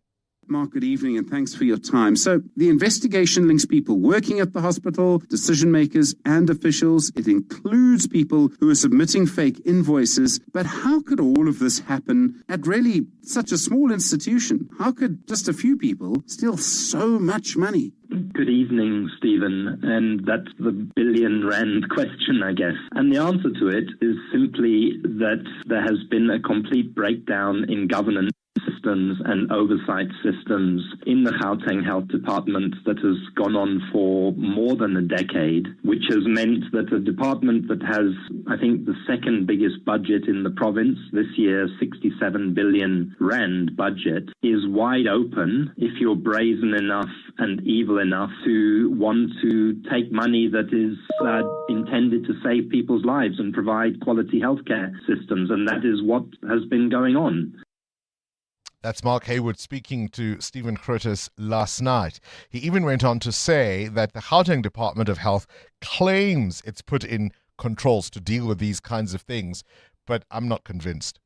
So it needs a very radical intervention at the level of a complete change of leadership, but also at the level of putting in place systems and structures of oversight, ensuring transparency and openness. I don't know if you remember, Stephen, but during the COVID-19 scandals that again engulfed the Gauteng Health Department, for a few brief months, the Treasury published every month in Gauteng what they called expenditure disclosure reports. So you could see live time what money was going out where and for what purpose. And from that, we were able to pick up numerous instances of inflated and exaggerated prices and corruption. Once they saw that journalists were seeing what was going on, they stopped publishing the expenditure disclosure reports and said that they couldn't do that any longer because of the protection of the POPIA Act. It's laughable, isn't it? Because that's how Mark Haywood and others found out about the PPE scandal way back in 2020, because the department used to publish this information and they started following the trails, and that's how we found out politicians in government were stealing the public purse raw, because those reports were being published regularly. And then they told us, no, POPIA. Right? You think anything's changed? Ha! 702. Up next. The Big Interview. EWN Traffic. All right, it's 15 minutes after 7 o'clock. This Eyewitness News Traffic is brought to you by Outsurance in partnership with 702. Delays on the N3 North. Amma, what's going on? Bongani, there's a roadworks taking place right near the Baklu interchange, as well as an accident after Marlborough Drive. Delays coming out of Vincent Chabalala Road. There's also queuing traffic on the Markwan North. Peak time delays there between Boysons Road and Carr Street while traveling in Naturena. We still have got that accident on the N1 North right after the N12 turn off. It is causing delays coming out of the Golden Highway. This is if you're traveling on the N12 East. And then that protest activity still causing heavy delays around the Orlando area as well as Pennyville area. The N17 is completely closed off to traffic between the Soweto Highway and the N1. I'll have more updates for you. Stay tuned. There's more EWN on air, online, and on the EWN app. Outsurance made it possible for us to travel more with the money that we save. 725. This is really real. You are the biggest saver we've ever had. 2,794 rand a month. It was the easiest switch ever. Get real. How is it that Outsurance provided the solution for you? 918 rand is what I'm saving. Incredible. Go to outsurance.co.za now for a 10-minute quote that could save you thousands. Licensed insurer and FSP. T's and information online. 702. The Big Interview with Bongani Bingwa. 17 minutes after 7, on to this now. He wants the keys to the highest office in the land. He is the man who would be next. But who is Paul Mashatile, and why has he been described for so many years as being a don, somebody who is behind what is commonly known as the Alex Mafia. Yesterday at the Madlanga Commission, we heard about all kinds of criminal networks and syndicates that are connected to almost every crime you can imagine. We knew there were hijackings. We knew there were cash-in-transit vehicle heists. We certainly knew there were home burglaries and the like. But few of us had imagined that all of these things were interconnected, not only to the criminal overlords that run these syndicates, but to the politicians that either aid them or at the very least look the other way and turn a blind eye. And so, when the man who wants to be the next leader of the country is described in these words, you have to wonder, is there a connection? We've invited Peter du Toit, who is an assistant editor at News 24, who's written a new book, The Dark Prince. Of course, it is the latest in a series of bestsellers, and it's an unflinching portrait of Paul Mashatile's controversial rise through the ranks of the ANC. Peter du Toit, welcome to 702 Breakfast, and thank you for your time. Bongani, thank you so much for having me. Paul Mashatile is such an interesting character in the ANC. He's got incredible struggle credentials. This is somebody who grew up in near abject poverty, who battled through the schooling system and Bantu education, who at a point was imprisoned. Your book outlines how, as a young man in his 20s, he makes the decision, he makes the calculation as he is sent to prison. Oh, I'll be out by age 36.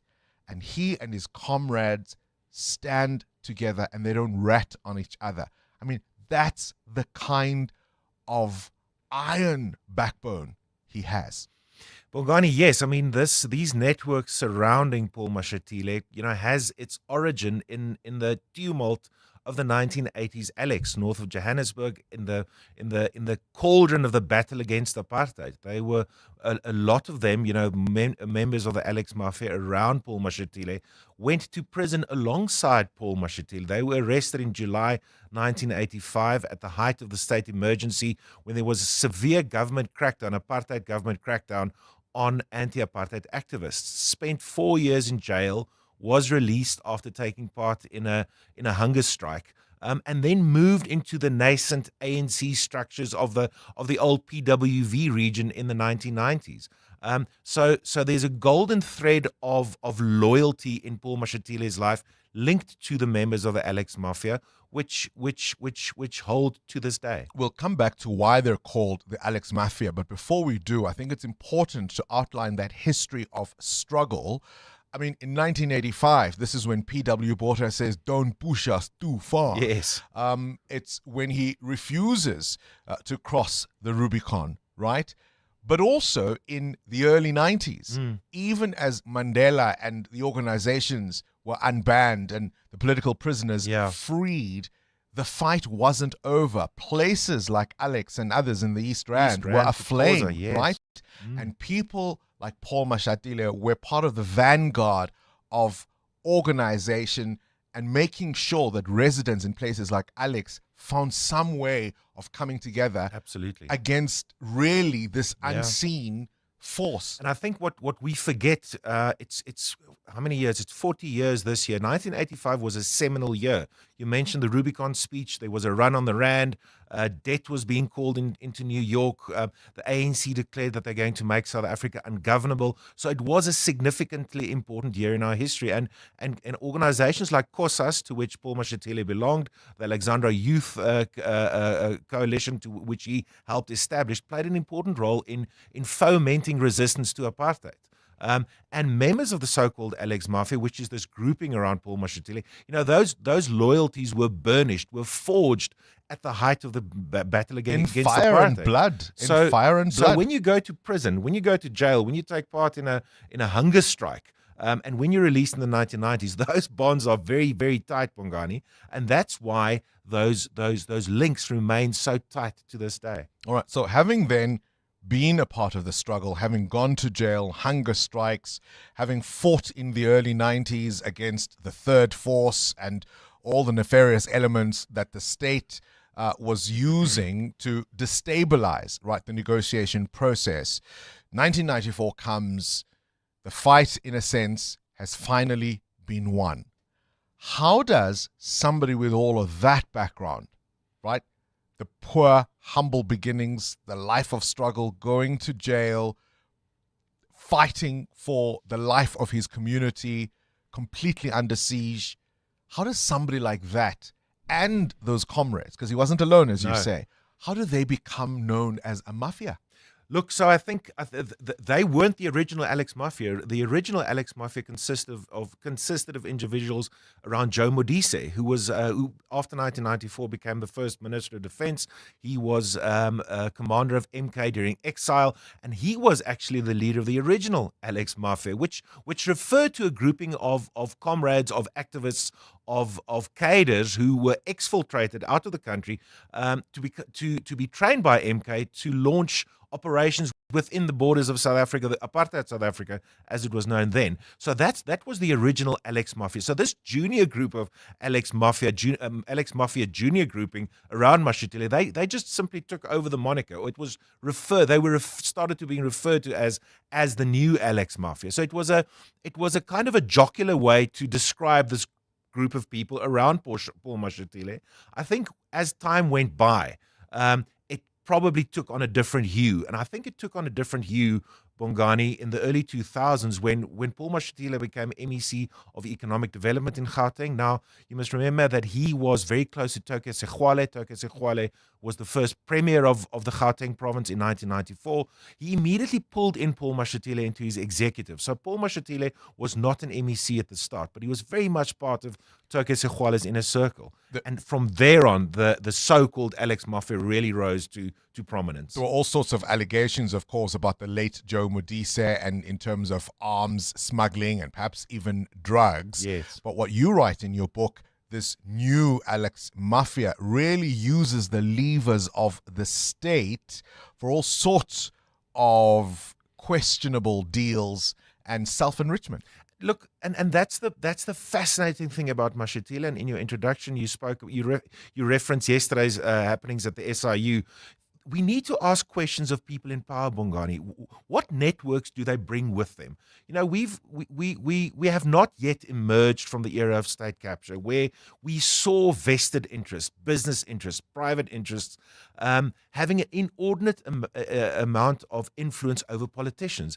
And this is what I'm trying to do. We need to ask which networks are coming with Paul Mashatile. And this Alex Mafia, which you referred to just now, yes, they rose to prominence around Mashatile. They were given plum positions, especially and specifically the Gauteng provincial government, where they had access to state resources, where they were able to control the fortunes of government entities reporting into Paul Mashatile. And yes, there were claims and allegations of improper influence and improper dealings. Everyone is talking about one Cat Matlala these days. Yeah. Tell me about the photograph with Paul.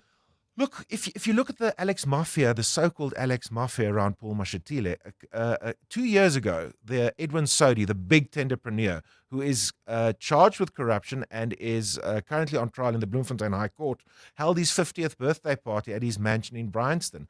And photographs and video taken on that night shows some of the Alex Mafia members around the table with Kat Matlala, with Edwin Sodi. You had Keith Khoza there, who is the president's spokesperson, a member of the Alex Mafia, very close to the president. You had Lebogang Mahile, the brother of Mike Mahile, who is a member of the so-called Alex Mafia around the table. So you had a convergence of national political interests with Gauteng political interests with these tenderpreneurs having a party around a table at a 50th birthday. So you had Kat Matlala, Edwin Sodi, and members of the so-called Alex Mafia. One of the things that has been a contentious point around Paul Mashatile are these luxury homes in Cape Town, first really disavowing any involvement or links to them, and then, of course, declaring them in Parliament, but saying he only had use of them, one purchased by his son-in-law and the other by his son.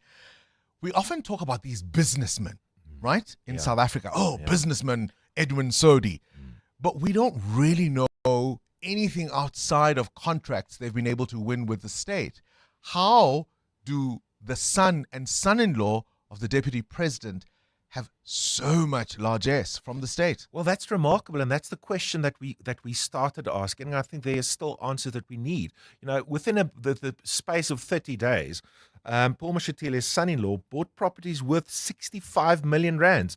One in Waterfall, the other one in Constantia in Cape Town. Now, those are pretty expensive pieces of real estate. Now, what does he do to be able to be put in a position to buy those properties? We don't know yet. We've started investigating. We've asked questions. The only answer you get from the deputy presidency is, or the president's office rather, is, he's a property developer. But if you can't find any properties that he's developed, where does the money come from? We know that he has been handed and given loans from an entity of the Gauteng provincial government, which used to report to Paul Mashatile. So it shows there are links. It shows the line of travel, the direction of travel at least, of loans and money from a department which used to report to Paul Mashatile to the son-in-law buying these homes. We know that there were investigations by the Gauteng provincial government. I think they are inconclusive, but it does we need to ask these questions then. If Paul Mashatile wants to become president,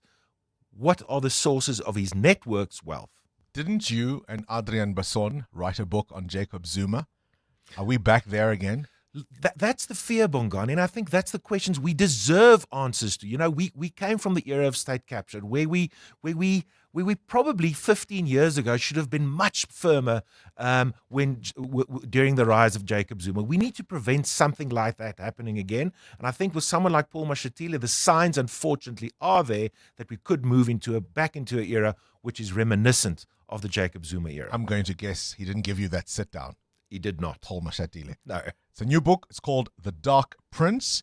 Peter de Tooy is the author, and he says it's an unflinching portrait of Paul Mashatile's controversial rise through the ANC ranks to the very doorstep of the presidency. Read it, buy it now, and give as many copies to as many people as you can. South Africa is once again facing a threat. It will be at our peril if we choose to look away. EWN Business. 29 after 7 business news now. Ray White in for Muteo Khwaripe. The AGOA treaty runs out today, Ray. But there are glimmers of hope, aren't there? There are indeed, Bongani. The AGOA treaty runs out, like you said, but there are hopes that there can be an agreement on the treaty very soon. Various reports say that the United States has sent a revised trade proposal to South Africa. Added to this, President Cyril Ramaphosa, in his weekly newsletter yesterday, said that South Africa had received a positive response from the U.S. Chamber of Commerce for the reauthorization of AGOA. He says that as part of its trade offer to the US, SA has proposed expansion of our companies operating in the US, thereby creating jobs in the United States. Government sources say South Africa is expected to respond to a revised trade proposal from the US within the next 2 weeks. It's uncertain, though, how the current terms of AGOA will be altered, taking into account the 30% tariffs already announced. Now, Ray, no more movie scenes? Marvel movie scenes shot in Johannesburg or Tom Cruise in Cape Town? Well, you can, but you're going to have to pay 100% tariffs. There's your problem. President Donald Trump says he will impose 100% tariffs on all films produced overseas that are then sent to the United States. The step signals Trump's willingness to extend protectionist trade policies into cultural industries, raising uncertainty for studios that depend heavily on cross-border co-productions and international box office revenue. He said on Truth Social, our movie-making business has been stolen from the United States by other countries, just like stealing candy from a baby. However, it was not immediately clear what legal authority Trump would use to impose a 100% tariff on foreign-made films. And where's the rand? At the moment, 17.25. That's the dollar. The pound at 23.19. The euro 20.24. Platinum $1,603.10. Gold $3,869.07. Brent crude oil $66.66 a barrel. More business news in an hour.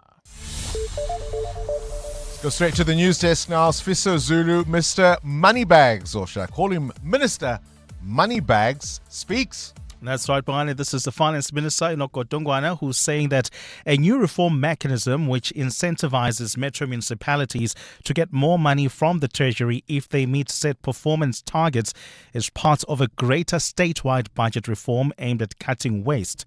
Godongwana says without the ability to opt for the unpopular choice of raising taxes, the Treasury's alternative is to cut expenditure, starting with waste.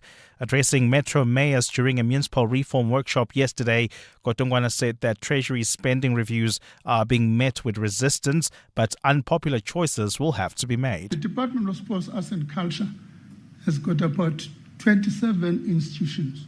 What are they doing? All of them funded by the fiscus. We've got to close some of them.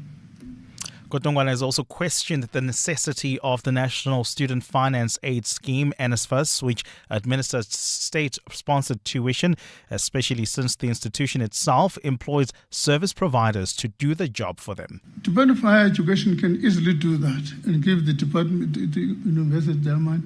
Why do we need a third party? The worst thing they've done is to say, although they're employed to do that work, they've employed service providers. South African prisons are gearing up for the introduction of cell phone signal blocking technology to prevent inmates from ordering crimes from behind prison walls. Cape Town Mayor Jordan Hill-Lewis has recently expressed his shock after discovering an extortion racket run inside Pollsmoor prison. The mayor says he's been promised by Correctional Services Minister Peter Groenewald that a tender process is underway to acquire the signal blocking technology for prisons. During his visit to Pollsmoor prison yesterday, National Correctional Services Commissioner Samuel Tobachale also confirmed plans to introduce the technology. But we're doing that with careful consideration that those systems should not interrupt the work of the criminal justice system. He says several prison officials have been caught for allegedly smuggling cell phones inside prisons. With each and every search that we conduct, and also with each and every operation that we do to block contrabands to make it into our facilities, we identify officials that are involved and we take them through disciplinary processes, but we also open cases with SAPS. So that's a continuous campaign that we are involved in. The Gauteng Education Department says it'll continue to provide food for pupils through the nutrition program despite delays in payments of service providers. Department spokesperson Steve Mabona says the backlog has been caused by a reduction of provincial funding. He says more children are now using the program because of affordability challenges linked to increasing socio-economic issues. The department is engaged directly with all the affected service providers and committed to resolve this matter. Now, we are also, as government, looking at reviewing the school quintile system to ensure that funding is better aligned with the current socio-economic realities. And police in Indonesia are investigating the cause of a school building collapse that resulted in the death of a 13-year-old pupil. 99 others were injured while performing afternoon prayers in the building that was undergoing unauthorized expansion when it suddenly caved in on the children. Search and rescue operations are currently underway for more than 60 pupils believed to be still under rubble. Rescuers say the death toll is likely to rise. A cloudy day in store for Gauteng today. The temperatures will peak at highs between 20 and 22 degrees. And in the traffic, we've got heavy delays in the city of Tshwane along the N1 South between the Proof Plus Interchange and Linwood Road. While traveling in Milner Park, there's been an accident reported along Justice Muhammad Street. It's causing heavy traffic volumes coming out of Brooklyn Road. Please be Kate. The top story, Finance Minister Enoch Godongwana says a new reform mechanism which incentivizes metro municipalities to get more money from the Treasury if they meet set performance standards is part of greater statewide budget reform aimed at cutting waste. Aubrey Masango. Weekday evenings, 8 to midnight. I think that we need to spread the net much wider. You want to tell me that 2 billion rand that the SIU has been talking about in their report was being moved around in bags full of money? No. They used the banking system. Surely the banking system should have flagged these things and screamed as loud as possible. In fact, our banking systems have been in trouble because of all of this, and that's why we've been greylisted. And the conversation doesn't seem to reach the banking system enough. Let me say the professional system enough. Aubrey Masango. 8 to midnight on 702. 702. At Betway, loyalty always pays off. Betway is proud to introduce their very own loyalty program. With Betway Rewards, you earn points for every bet you place. The more you bet, the more points you earn. It's that simple. Convert your points to cash anytime and use it as you wish. Because at Betway, you always get way more. To celebrate 25 years of helping you live the Premier life, FNB Premier is giving you a chance to win a 14-day European tour experience and other cool monthly prizes. Open any FNB Premier account from September to 31 December 2025. Switch your salary, swipe or tap a minimum of 2,000 Rand per month for 3 months straight. Spend and win with FNB Premier. FNB, help changes everything. TCs and competition rules apply. FNB, a division of First Rand Bank Limited, an authorized financial services and credit provider. Spar brings you super savings. Get 1 kg stock country spread 40% medium fat spread tub for 45.99. Save 12 Rand with Spar rewards, or 2-liter Coca-Cola regular only. Buy 2 for 42 Rand. Save 14 Rand with Spar rewards. Plus, you could win your share of 6 million Rand in instant cash. Competition ends 7 October. Price is valid 23 September to 7 October 2025 while stocks last. T's and C's apply. 702. WhatsApp Bongani on 072 702 1702. Good morning, Bongs. Bongs, I just don't understand this country. We act all so shocked every time there is news that monies have been stolen. Unfortunately, this problem is not going anywhere because at the center of this are the tenders. The tender system, and no political leader, no leader in the academia, no leader anywhere has ever stood up to say, let's talk about the tender system and see if we cannot overhaul it. No one is willing to confront that big elephant in the room. So we are not going anywhere as a nation. Morning, Bongani. Seeing that nothing affects them, the corruptors, the vultures, the greed mongers, hopefully the legacy that they will carry for themselves would be, this happened, this is what they leave behind for the generations on their watch. Because at what is happening now, it's too much. It's too much. It is too much to bear. Oh, 702 and its listeners. Just to let you know, corruption has even got to the normal innocent guy driving on the roads. Where I've just been through a fully functionable traffic signal, robots, whatever you want to call it. Everybody's still using it as a stop and go. It's working. It goes green, it goes red. Everybody's using it as a stop and go. Anonymous from Johannesburg. Yeah. Right? I asked earlier, have we become, we have. It's not actually have we become. We are a country of sgebengas. Some bigger than others, right? Some more ruthless than others. We're a country of sgebengas. You can't be telling me that when you drop off your kid at school and you see somebody and there are flashy cars and nobody can quite explain what this auntie or uncle do for a living. The neighbors in your fancy estate, you all get up to work every morning. They spend their days doing Pilates and their hair at the spa. And they've got the fanciest Louis Vuitton bags. And they drive 4 Lamborghinis. I cannot understand it. I might forgive you for having, a Bentley and a Lamborghini. But you have 4 of the same car. What madness.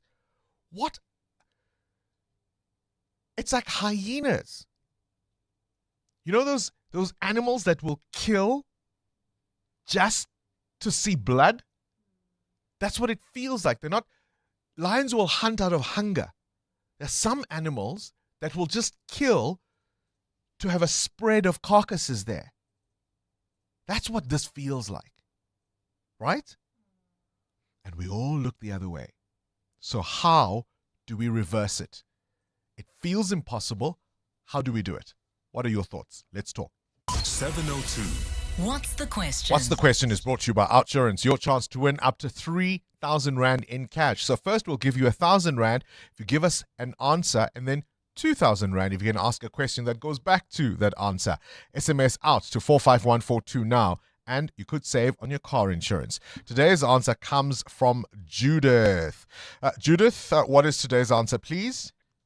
Today's answer is the Dark Prince. Oh, scary one, isn't it, Judith? Hey? Yes. The Dark Prince. Tell me, Judith, have you got yourself a quote from OutSurance? Yes. Your biscuit. 1,000 Rand is coming your way, all thanks to OutSurance and 702. Well, Judith says the answer is the Dark Prince. What, pray tell, is the question? Call us now if you know on 011 8830 EWN Sport.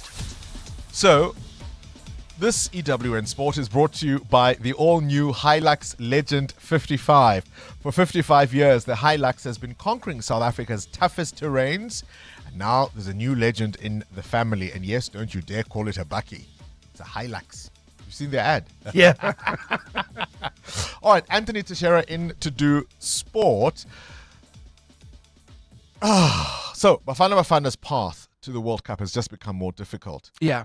And I'm going to guess that SAFA, South African Football Association, are shocked, surprised, dismayed.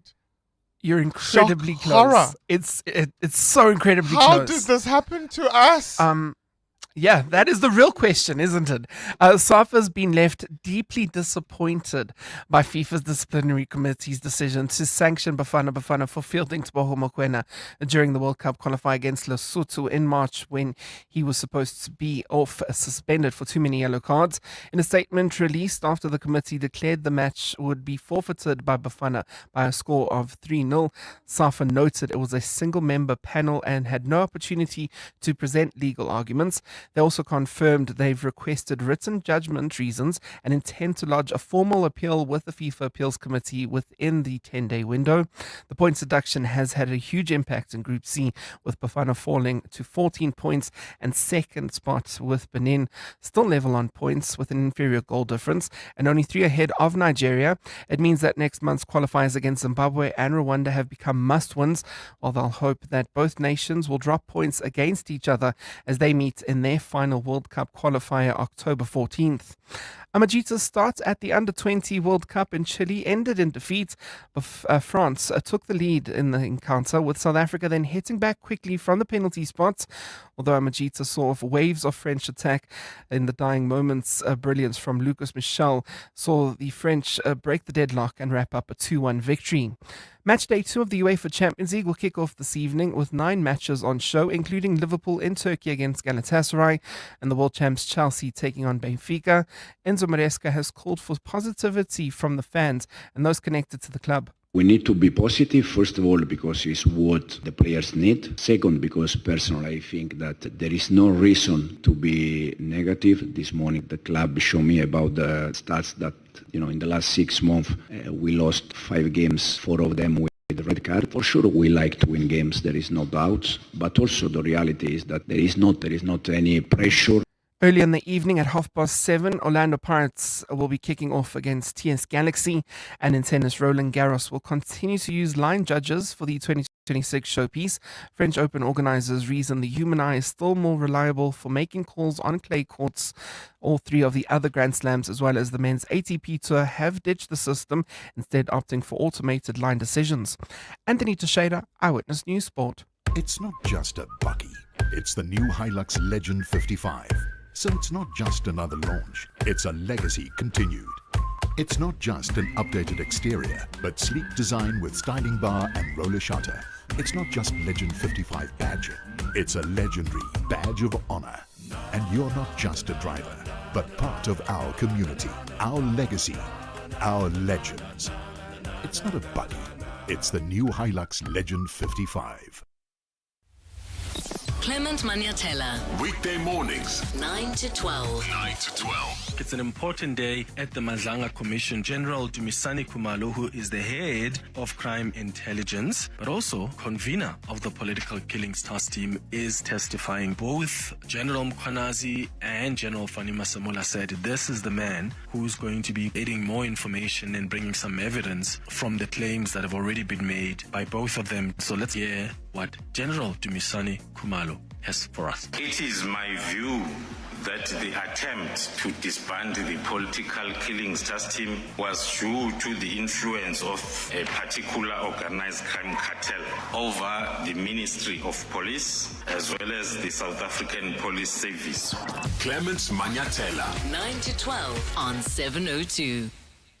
Mzansi Powerball stands at a staggering 100 million rand guaranteed jackpot this Tuesday. You heard right. Play Powerball now for your chance at the guaranteed 100 million rand jackpot, and you could become the next big winner. Buy your tickets now in store on nationallottery.co.za, the mobile app, cell phone banking, or simply dial *120 *7529# for USSD. Panda, Pusha, play. Players must be 18 years or older. Play responsibly. Ituba is the proud operator of the National Lottery. Did you know that all residential complexes are legally required to register with the Community Scheme Ombud Service, or CSOS? Registration is easy and it's free. All registered schemes can access a quick and affordable alternative dispute resolution body and can also learn more about the rights and responsibilities of people living within a community scheme. We'd like to appeal to all unregistered community schemes to register with the CSOS today. Visit csos.org.za to find out more. EWN Traffic. 12 to 8, this EWN Traffic brought to you by the new Opel Grandland. With smart tech and striking design, it's German engineering on a grand scale. Test drive one today at your nearest Opel dealer. Let's talk about that crash in Brooklyn. Amo? Bongani, it's causing heavy delays. It's along Justice Muhammad Street, right near Brooklyn Road. Please be on the lookout there. About a 15-minute hold-up at that intersection. While traveling not far from the scene, we've got delays on the N1 South between the Proof Plus Interchange and Linwood Road. There's also queuing traffic due to roadworks along the N1 South coming out of the Flying Saucer Interchange. Please be on the lookout there. And then, of course, we still have got that protest activity taking place within the Pennyville and Orlando areas. As a result, traffic is backed up on Klipsport Valley Road approaching the Soweto Highway Circle, and then we've got a road closure along the N17 between the Soweto Highway and the N1. Please try to avoid. More updates coming up. Stay tuned. There's more EWN on air, online, and on the EWN app. Don't ever settle for great. You know that great feeling after nailing a big presentation? Imagine upgrading that. I'm talking driving home with your car's massage seat, practically high-fiving your bum. Headlights so bright, you feel like the star your boss said you were. Arriving home, making an entrance, grander than your slide transitions. Go grand in the new Opel Grandland, designed and made in Germany. Visit opel.co.za for more. Opel Grandland. 702. What's the question? For 2,000 Rand in cash, all thanks to Outsurance. Please tell me, what's the question if the answer is the Dark Prince? Let's go to Ian in Benoni. Ian, what's the question? Good morning, Bongani. The question is, what is the title of the new Paul Mashatile book on the Deputy President? Not quite Paul Mashatile. Not quite Paul, but Peter du Toit. What's the new Peter du Toit book on Paul Mashatile called The Dark Prince? Got the crossover. Have you got yourself a quote from Outsurance? I've been an Outsurance client for years, Bongani. Your biscuit, 2,000 Rand is coming your way. All thanks to 702. And Thank you so much. Outsurance. Congratulations. Thank you, Ian. The new book is called The Dark Prince. Should Paul Mashatile be South Africa's next president? It asks. Having survived scandal, controversy, and the Zuma years, Paul Mashatile has risen through the ranks to the doorstep of the presidency. And this is a book that covers the 30 years of his political career in public life, from his struggle days to being jailed under apartheid to the fight against the Third Force and Inkatha in Alex in the early 90s, to somebody who is now at the very doorstep of the union buildings. But should he get in? Our students made it possible for us to travel more with the money that we save. 725. This is really real. You are the biggest saver we've ever had. 2,794 Rand a month. It was the easiest switch ever. Get real. How is it that OutSurance provided the solution for you? 918 Rand is what I'm saving. Incredible. Go to outsurance.co.za now for a 10-minute quote that could save you thousands. Just phone OutSurance, get a quote and see what they can offer you. If you don't save that 321 like I did, you might say get a 500 or $1,000 back. Service and savings, you'll always get something out. So what was the real deal they could offer you? 870. That's amazing. What brought you and OutSurance together? 718 Rand. I end up saving. They gave you the real deal. It literally is the real deal. Go to outsurance.co.za now for a 10-minute quote that could save you thousands. Licensed insurer and FSP. T's, C's, and information online. Traffic is trafficking. The robots aren't AI, but more like an eye roll. And service delivery isn't delivering. But luckily, Take-A-Lot is. Shop anything from beauty and sport to tech and toys at everyday low prices and get it delivered to your door faster than you can get home, even when you take the back roads. A delivery so quick, the speed thrills. Halala with no limits. Just open the road of happiness before you. Take-A-Lot. Happy delivered. PG Glass Repair, PG Glass Replace. Hi, I'm Telane. Got a tip. Our advanced repair technology fixes it fast with the best results. No insurance, we offer affordable cash deals. For quality you can trust, visit pg.co.za today. 702. WhatsApp Bongani on 072 702 1702. Good morning, Bongani. Anonymous here from Alex. Ask yourself about Paul Mashatile, the Alex renewal project, the 1.3 billion. What did it do? What did it do around Alex? Thank you. Prabongs, you know, the saddest thing is that these guys, what they are doing, they are killing the whole concept of the transformative law, which is BEE. You know, it makes us start to question that thing, if it really is a transformative law, one. Number two, and if it's a black economic empowerment tool that can be used and that can be relied upon on. You know, I was having conversation with some of my friends saying that, why don't you scrap out some of the elements within that BEE? The likes of your ownership, the like of your management and control, and let us open it to everyone. You know, we can maybe say some elements will be there, but people are abusing this transformative law. Like, how are you benefiting someone who's been benefiting over and over again? Yep. Many questions to be asked. Many questions to be asked. 702 702. What's gone viral? with Kabazela. Right, let's catch up now with the world of viral content. Kabazela. Good morning to you, Bele. Were you a pretty child? Yeah, I mean, I look at my photos from when I was a child, and I thought I was quite cute. Blonde hair, and yeah, I mean, I would say I was a cute little boy. Yeah, definitely. If I have to say so myself. Well, there's obviously a reason I'm asking the question, Kabazela. Exactly. Shall we exactly. segue? Shall we segue? Were you, by the way? I'll tell you after you tell the story. I don't want to steal your thunder. So, I mean, I watched this clip that was produced by a American comedian podcaster. I think her name is Jayoling Summers. She's a Chinese-American stand-up comedian, right? And she has her mother with her in the podcast studio. And the mother says to her, basically, ever since you were a little girl, you were always an ugly child. And the reaction from the comedian is she's just completely baffled and laughs out loud. So let's take a listen to the conversation. Some of the answers of the mom is in Chinese, but the comedian does translate for us. So let's take a listen to this conversation, and maybe it strikes a nerve with you, perhaps. Cancel her, okay? Not me. 你为什么不相信我在美国是美女呢? Why don't you believe I'm beautiful in America?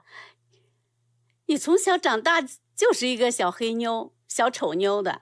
She said your whole life in China, you were just like a little ugly girl. 我没记得你啥时候。 I don't remember you were never ever beautiful. 但是我现在美，妈妈，我现在变美了，你知道吗？在美国，大嘴唇很美。Big lips is beautiful in America. Wow. Her whole life, the mother thought she was just an ugly little child. Ugly child. I mean, as a parent, have you ever looked at your child and thought, well, you know, in terms of the lottery of good looks, you certainly didn't get any of that. I mean, are children all not beautiful in their parents' eyes? Clearly not. I mean, it's hectic. I mean, I was told I was ugly. I was told I was fat. And I was told I was too dark. My family. By who? My family. Yeah, but not by your mom. Of course I was. Wow. Now, I don't think, and I mean, God bless her. I don't know if she's changed her mind. I don't think there's anything. Yeah, I mean, look, we're laughing at it. That has made we're her. Laughing at it. So, in terms of my own confidence as a person in my physical appearance, it's when somebody says I'm handsome, it's not something I can ever accept. You don't believe it. I know, because my whole life I was told I was ugly. So I trusted in being smart. Have you had a conversation with your mom to say, you know, why did you say generational thing? I don't think she meant in her mind. I don't think she meant any harm by it. I think it's just a generational thing. It was okay for them to say. And you, with your daughter, have you been overly, complimentary on I things didn't need she to. does? Her I didn't need looks? to be overly. Thank God for her mother. She looked gorgeous, my daughter. Are you taking the mickey now? No, it's true. I mean, let's put the question out there, Kawazela. Did you grow up in a home where your parents said you were ugly, or in a home where you were never complimented for any achievement? And what has that done for you? This is going to be a triggering conversation. Thank you, Kabazela. EWN Traffic. This Eyewitness News Traffic is brought to you by Outsurance in partnership with 702 and Amoramila, who's heard how lovely she is all her life. I'm actually wondering the conversations that are going on in the people in the cars at this particular moment regarding the traffic or their looks. Well, we do have delays on the N3 North between Modderfontein Road and the Buccleuch interchange due to an accident, as well as roadworks taking place along this route. I'll have more details coming up. Stay tuned. There's more EWN on air, online, and on the EWN app. The Outsurance pointsmen know that every car on the road carries a story. There's a car with a family driving to their new home, carrying boxes stacked with plates and toys and memories. The Outsurance pointsmen know it's not just a car in traffic, it's a new beginning, a fresh start on the move. Every story's different and every story matters. That's why the Outsurance pointsmen have been doing what they do since 2005 in proud partnership with 702. Outsurance is a licensed insurer and FSP. 702. 702. Feedback with Baphelile Sambo. Baphelile Sambo, these were not your issues growing Never, up because you're a beautiful girl. No. Every time, all the time, my mom is like, are you even my daughter? There's no way you are my Really? daughter. Yeah. So you got compliments all the Every time. time. But compared to my cousin, she was the better looking one. Ah, okay. So I never got compliments, certainly not for looks. I didn't get compliments even for being smart, really. Sorry about that. Yeah. Yeah. Strong, you're talking about Ooh. and doing B. Askisi. But anyway, also the feedback has been very This serious. is the part where you disagree. No. Yes. The mood is very serious, Bongani, and a little bit heavy, especially after that SIU report yesterday into the corruption and maladministration at Tembisa Hospital. 702 lenders are saying maybe car dealerships should flag buyers after they buy one Lamborghini. If you come back looking for a red one, SIU and the Hawks should be on speed dial. Or SARS. Right? Or the banks. You're just buying, you get a Lambo, you get a Lambo, you get a Lambo. Ha! Kumnandi, guys. This is EWN. Shocking details about methods used to steal money from Tembisa Hospital. But they were also doing some stupid things where you find a 5-year-old at an ECD center who has a bank account that has 5 million rand. And Gayton McKenzie's Tuesday resignation is now a thing of the past. Good morning, I'm Sfiso Zulu.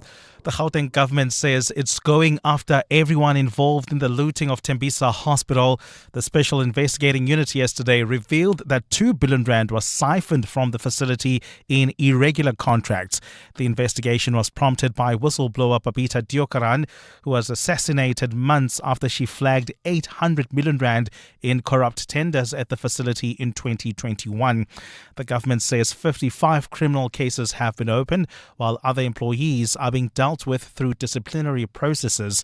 Gauteng government spokesperson Elijah Mhlanga says investigators are still tracing the money that was looted from the facility. It's going to be a long road to recovering all the monies because people will try to hide, but they're also doing some stupid things where you find a 5-year-old at an ECD center who has a bank account that has 5 million rand. The SIU has slammed the Gauteng Health Department systems in its report into the tender at the hospital. Khomotso Modise reports. SIU head advocate Andy Mutibi has been critical of the Gauteng Health Department supply chain systems and how officials responded to signs of corruption. We found that non-compliant bidders were issued compliance certificates without raising any red flags. The SIU found no evidence of concern from the department regarding the RFQs processed. At the same time, Gauteng Premier Panyaza Lesufi says the report is damning and disturbing. We've also taken a decision, the first of the province, that all those that are working within our supply chain management, they must undergo lifestyle audit. There was serious resistance to this because this is part of lifestyle audit, is not legislated. But as the provincial government, we insisted. While the final report into corruption at the Tembisa Hospital was scheduled for release in November 2027, Mutibi has promised to expedite investigations. Khomotso Modise, Eyewitness News in Tembisa. Patriotic Alliance leader Gayton McKenzie is holding off on his intention to resign from the Government of National Unity this morning, pending a meeting with ANC leadership tonight. McKenzie called time on the GNU last week due to an impasse with Johannesburg Mayor Dada Morero over a mayoral committee seat. The PA wants his deputy president, Kenny Gunene, back in the job as Transport MMC after he was once again sworn in as councillor on Friday. The PA cleared him in a legal investigation following his resignation 2 months ago when he was embroiled in the scene of the arrest of murder-accused Katiso KT Molefe. Lindsay Dentlinka reports. Gayton McKenzie says he's not making idle threats about resigning as the Minister of Sport, Arts and Culture, neither about withdrawing the PA from the 10-party GNU and all its office bearers from coalitions at the provincial and local government levels. The SG of the ANC is right. One shouldn't make threats. But what other option did we have left? This wasn't a threat. This was a statement of intent.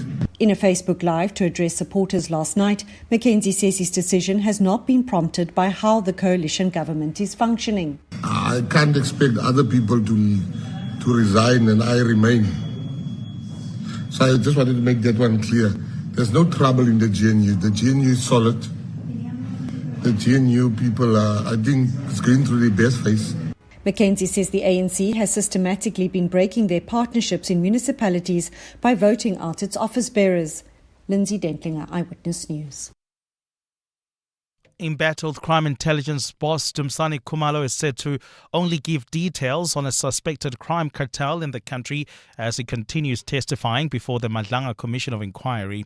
Yesterday, Khumalo revealed that Gauteng counterintelligence operation members uncovered key people at the helm of a syndicate operating in the province known as the Big Five. Khumalo claims the group is powerful, having allegedly infiltrated police and the political landscape.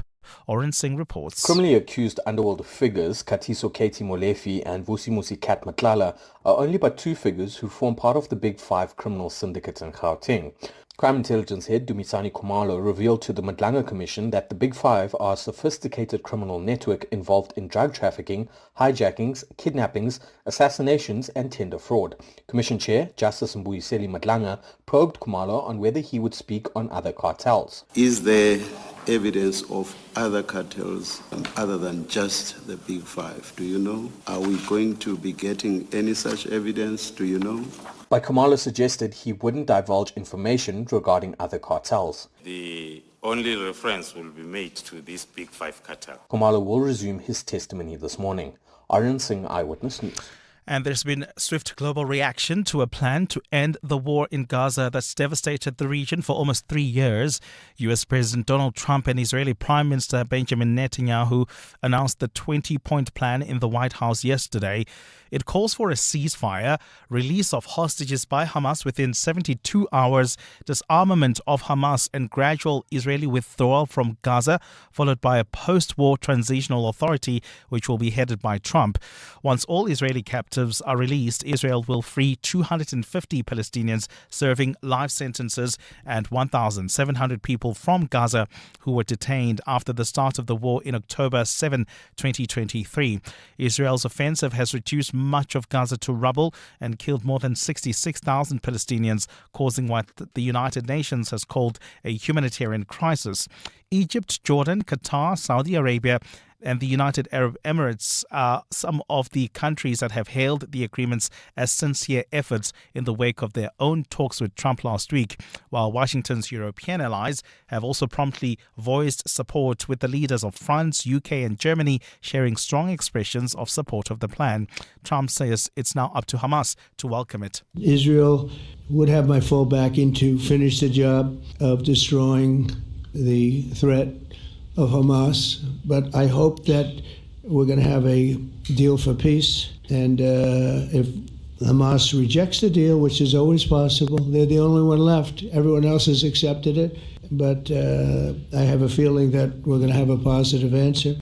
Gold is trading at $3,865.45 an ounce. The rand is at 17.25 to the dollar, 23.18 to the pound, 20.23 to the euro.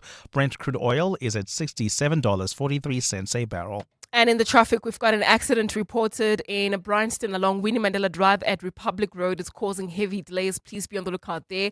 There's also queuing traffic on the N3 North between Modderfontein Road and the Baklu interchange. That accident has been cleared, but the roadworks remains there right after Marlborough Drive. Please be on the lookout. In your sport, Sports Minister Gaten McKenzie questions SAFA's role in Bafana's World Cup points deduction. Orlando Pirates look to make it 5 wins in the Betway Premiership when they meet TS Galaxy. Match day 2 of the UEFA Champions League kicks off this evening, and Nakura is set to face Fritz in the Japan Open final. A cloudy day in store for Gauteng. The temperatures will peak at highs between 20 and 22 degrees. The top story in EWN this hour, the Gauteng government says it's going after everyone involved in the looting of Tembisa Hospital. EWN, in touch, in tune and independent. For the latest, visit ewn.co.za or download the EWN app. This is Breakfast with Bongani Bingwa on 702. Let's walk the talk. Do you believe it?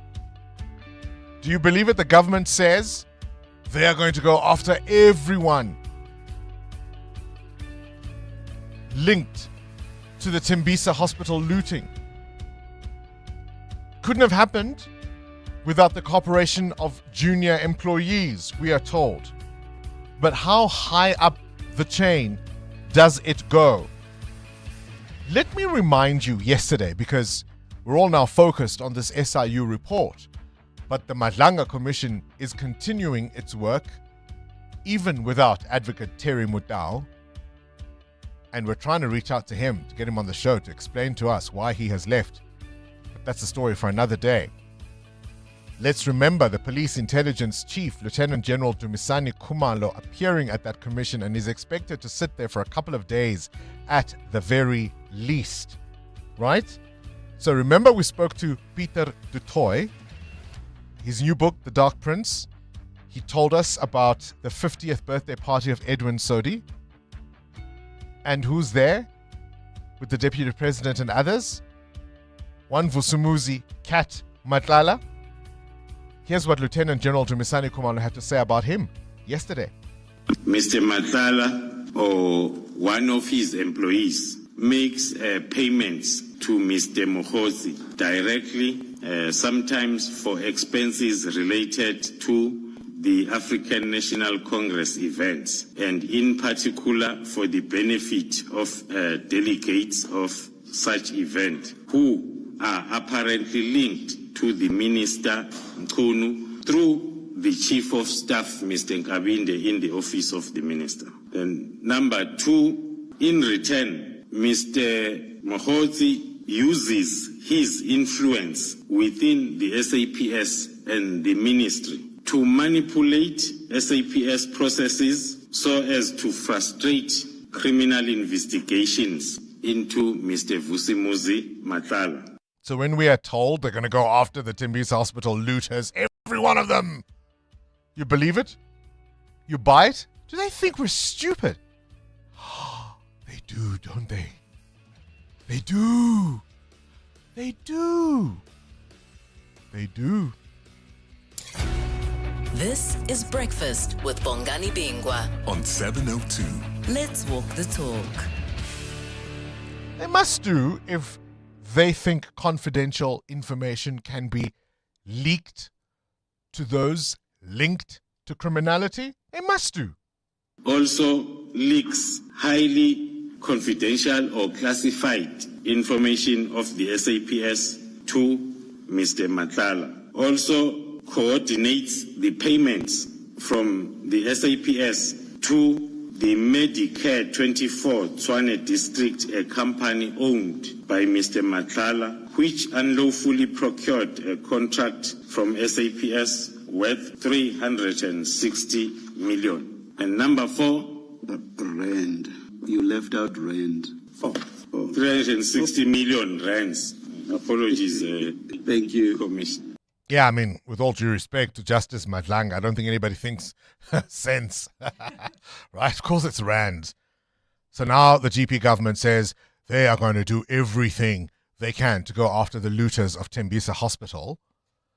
So again, I ask you, what controls did they put in place to prevent this? Because they're talking as if they had nothing to do with it. They could not have prevented it. They could not have foreseen it. And so now they must go after the criminals. I ask again, there surely would be levels of control, right?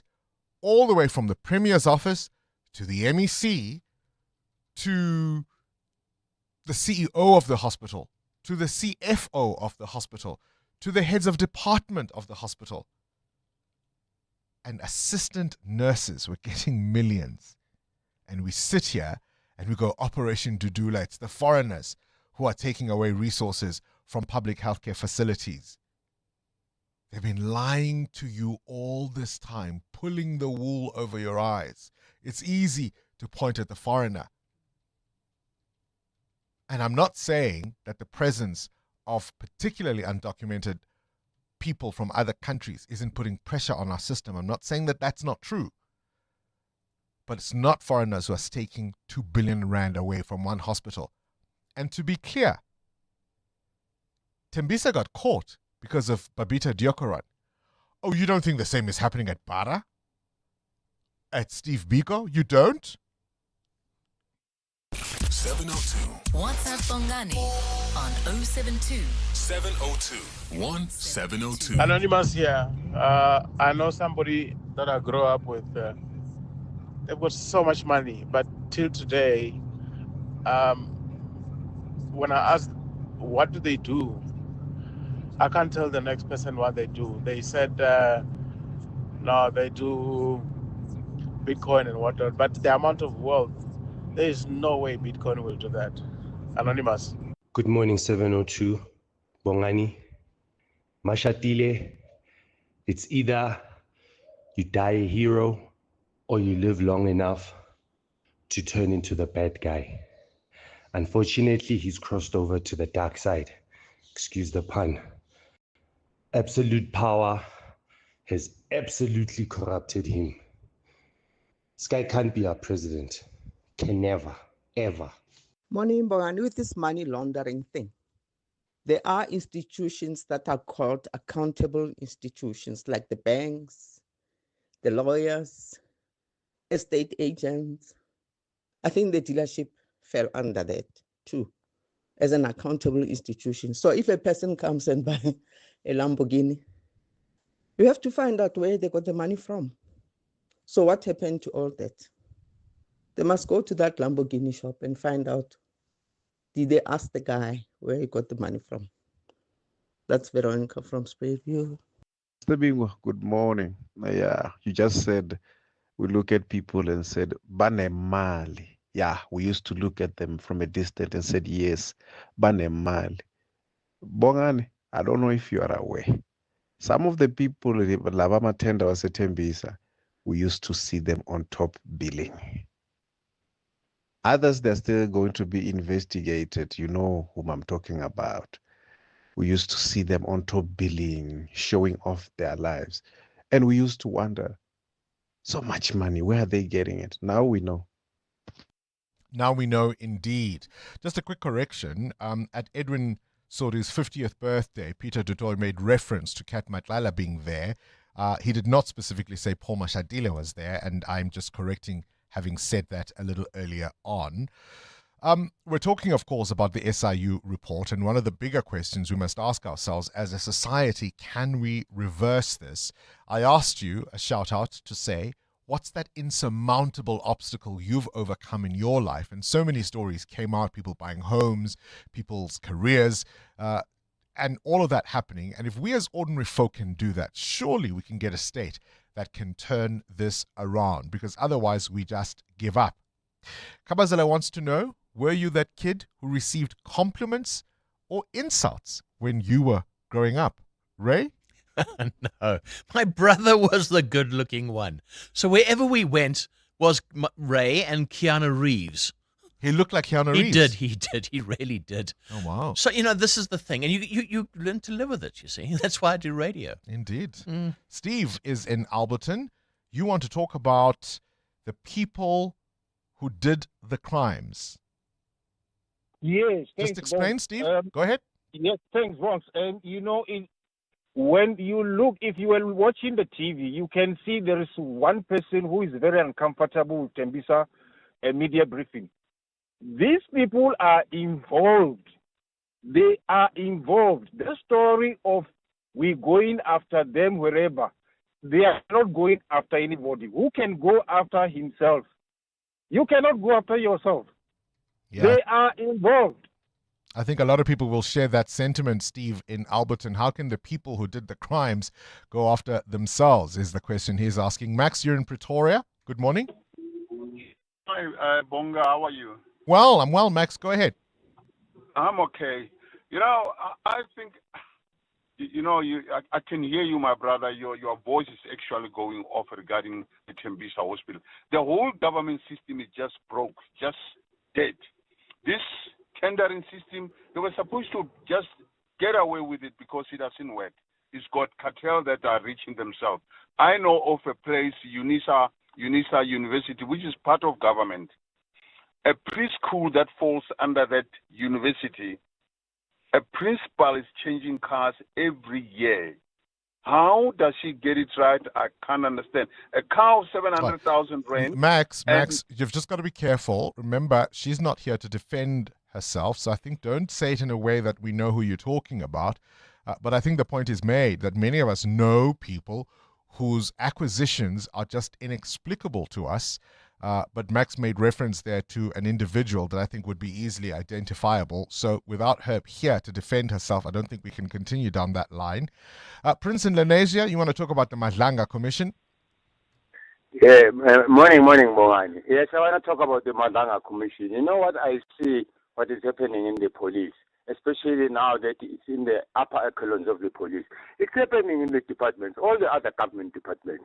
Those career limiting decisions like Babu Masimulo that was talking about, those things, they happen in all the departments. And these people, they act with impunity. And if you challenge anything, you are out. Your career is finished. You're welcome. Thank you. Have a nice day. You too, Prince. You see what we were talking about yesterday, about the pressure to do the wrong thing. Is it that easy to resist? Mandla, you're in Weinberg. Yep, yeah. Hi, morning, Bongani. How are you? I'm fine, Mandla. Go ahead. Yeah, look, the corruption is almost everywhere. It has been manifesting itself into all the departments. So what are we going to do about it, Mandla? That's the question. What are we going to do about it? We all know it's there. Yeah. What do we do about it as a citizenry?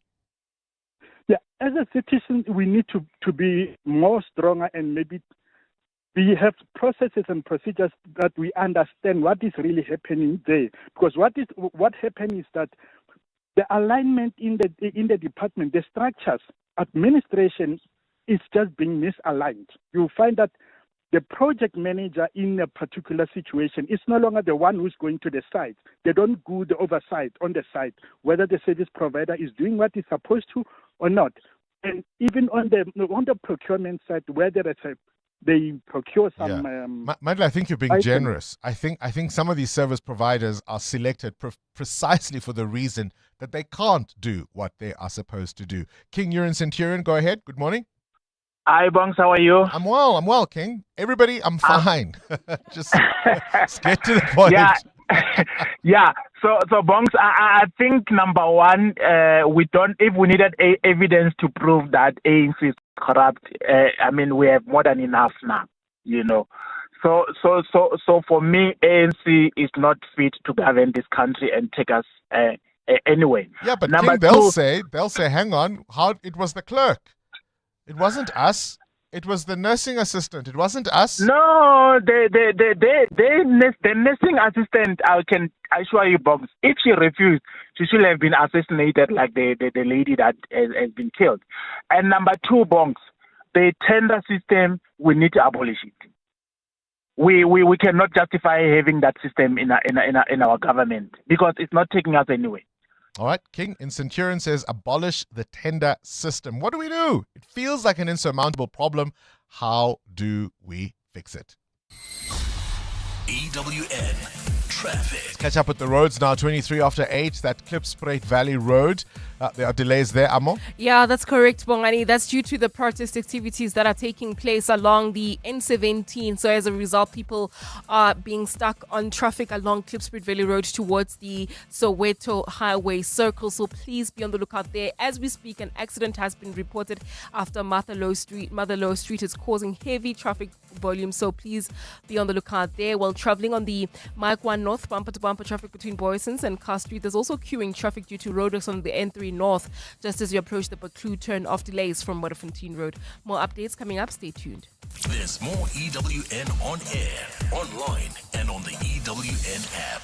We're gonna make insurance great again. We're gonna build a wall around high premiums. A big wall. The best wall. And guess what? You're not paying for it. We're gonna grab poor service, buy the policy. It's gonna be tremendous. Believe me. This message has absolutely nothing to do with the US government. It's paid for by the King of Insurance, who's making insurance great again. Get a quote now. It'll be the best decision. People are saying ever. King Price is a licensed FSP. No fake news, just lacquer insurance. Calling all golf pros. Hollywood Bets invites you to step onto the green. Tee up, take a swing, and enjoy glorious golf action from electrifying competitions and thrilling live tournaments. Get ready to conquer the fairway and chase epic fortunes. Ready to master the odds and experience your crowning moment? Bet now on all the excitement and prepare to make your hole-in-one shot to sensational success. T's and C's apply. Hollywood Sportsbook is a licensed betting operator. No persons under the age of 18 years are permitted to gamble. Winners know when to stop. South African Responsible Gambling Foundation toll-free counseling line 0800 006 008. Okay, it's time. An employee review of my FNB Gold Business account. You give me 10 free transactions a month, and you even help me pay my banking fees using eBucks. Batung, unlocking more cash for my salon. No other card does this. You reward me so much, I want to reward you. The FNB Gold Business account. No other card works harder for your business because your cash flow is worth it. FNB, help changes everything. TCs and earn rules apply. FNB, a division of First Rand Bank Limited, an authorized FSP and credit provider.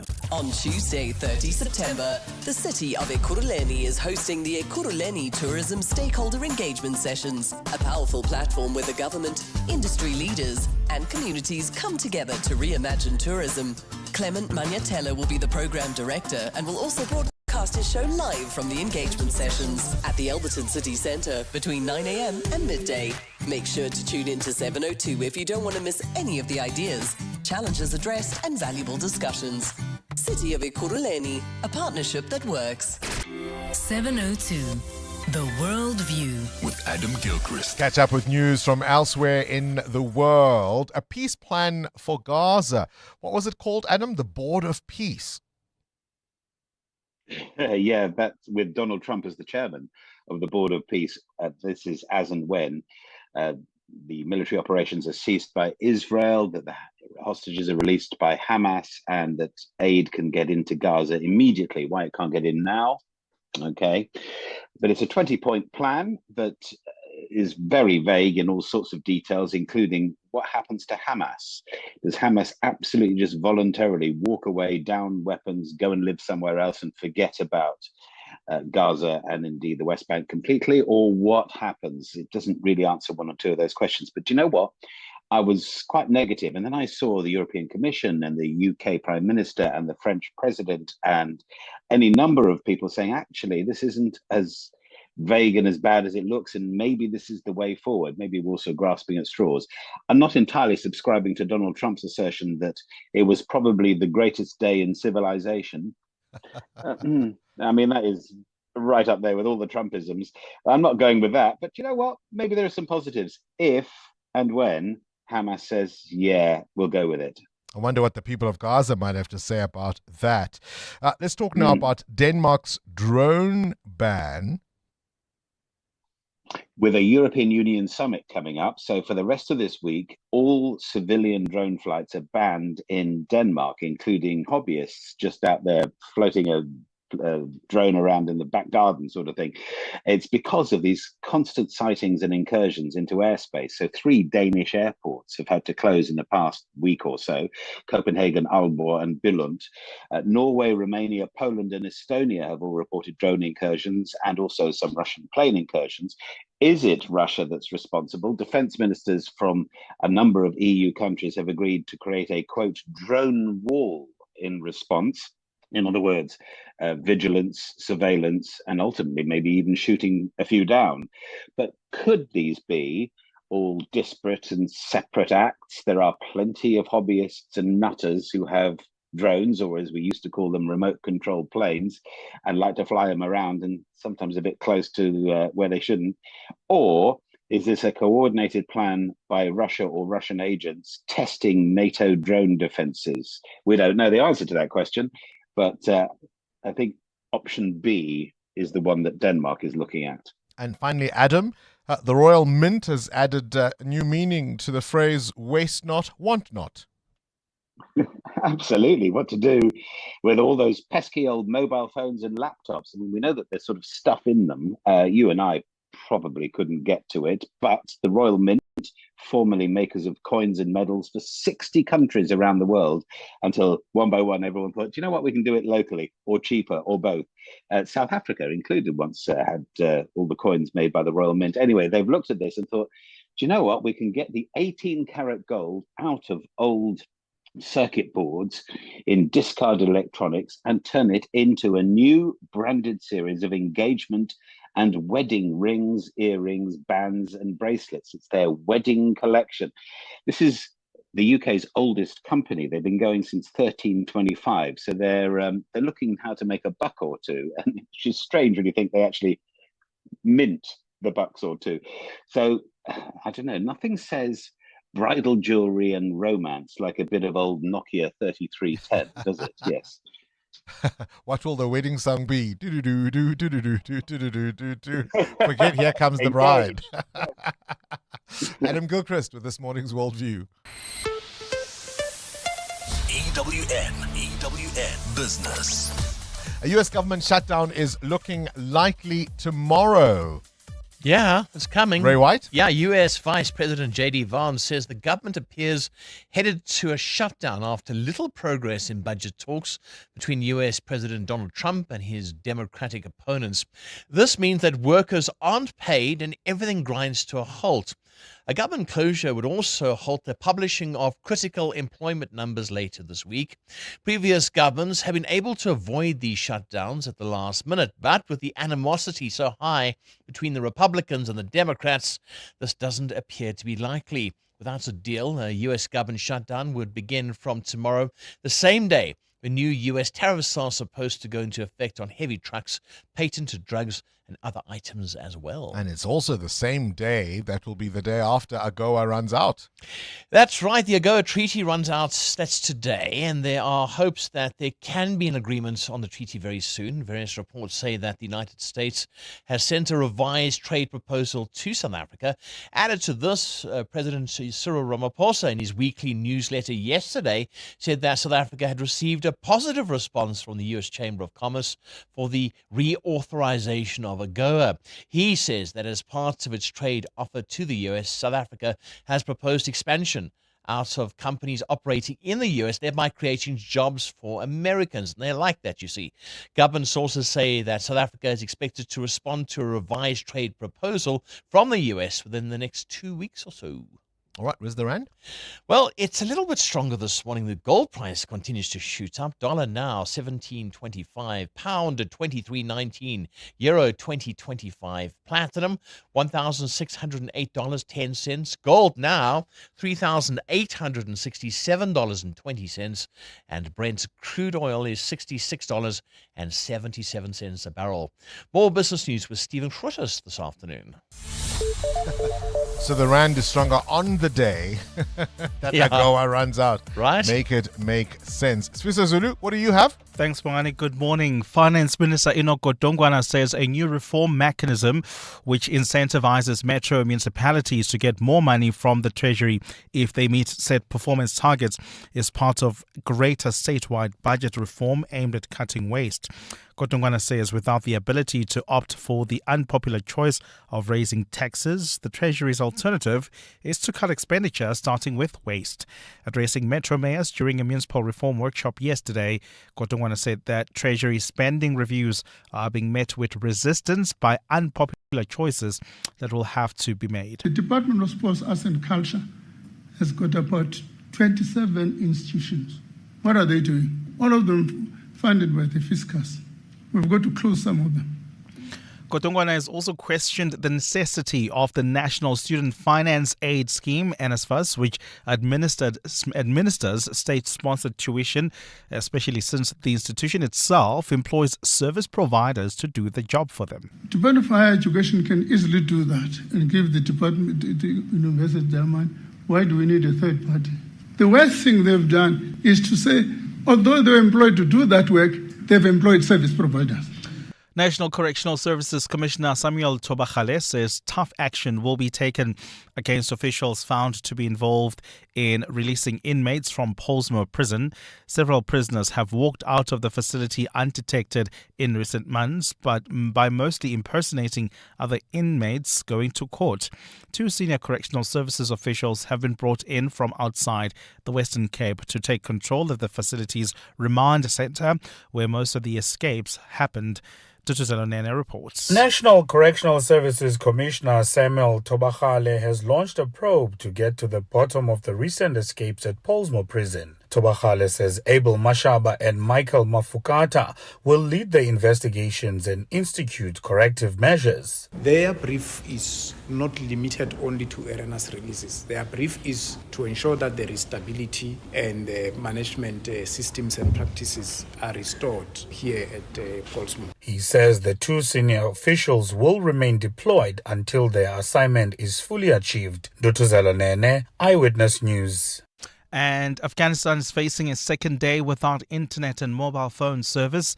The Taliban began cutting fiber optic internet connections to prevent what it calls immorality.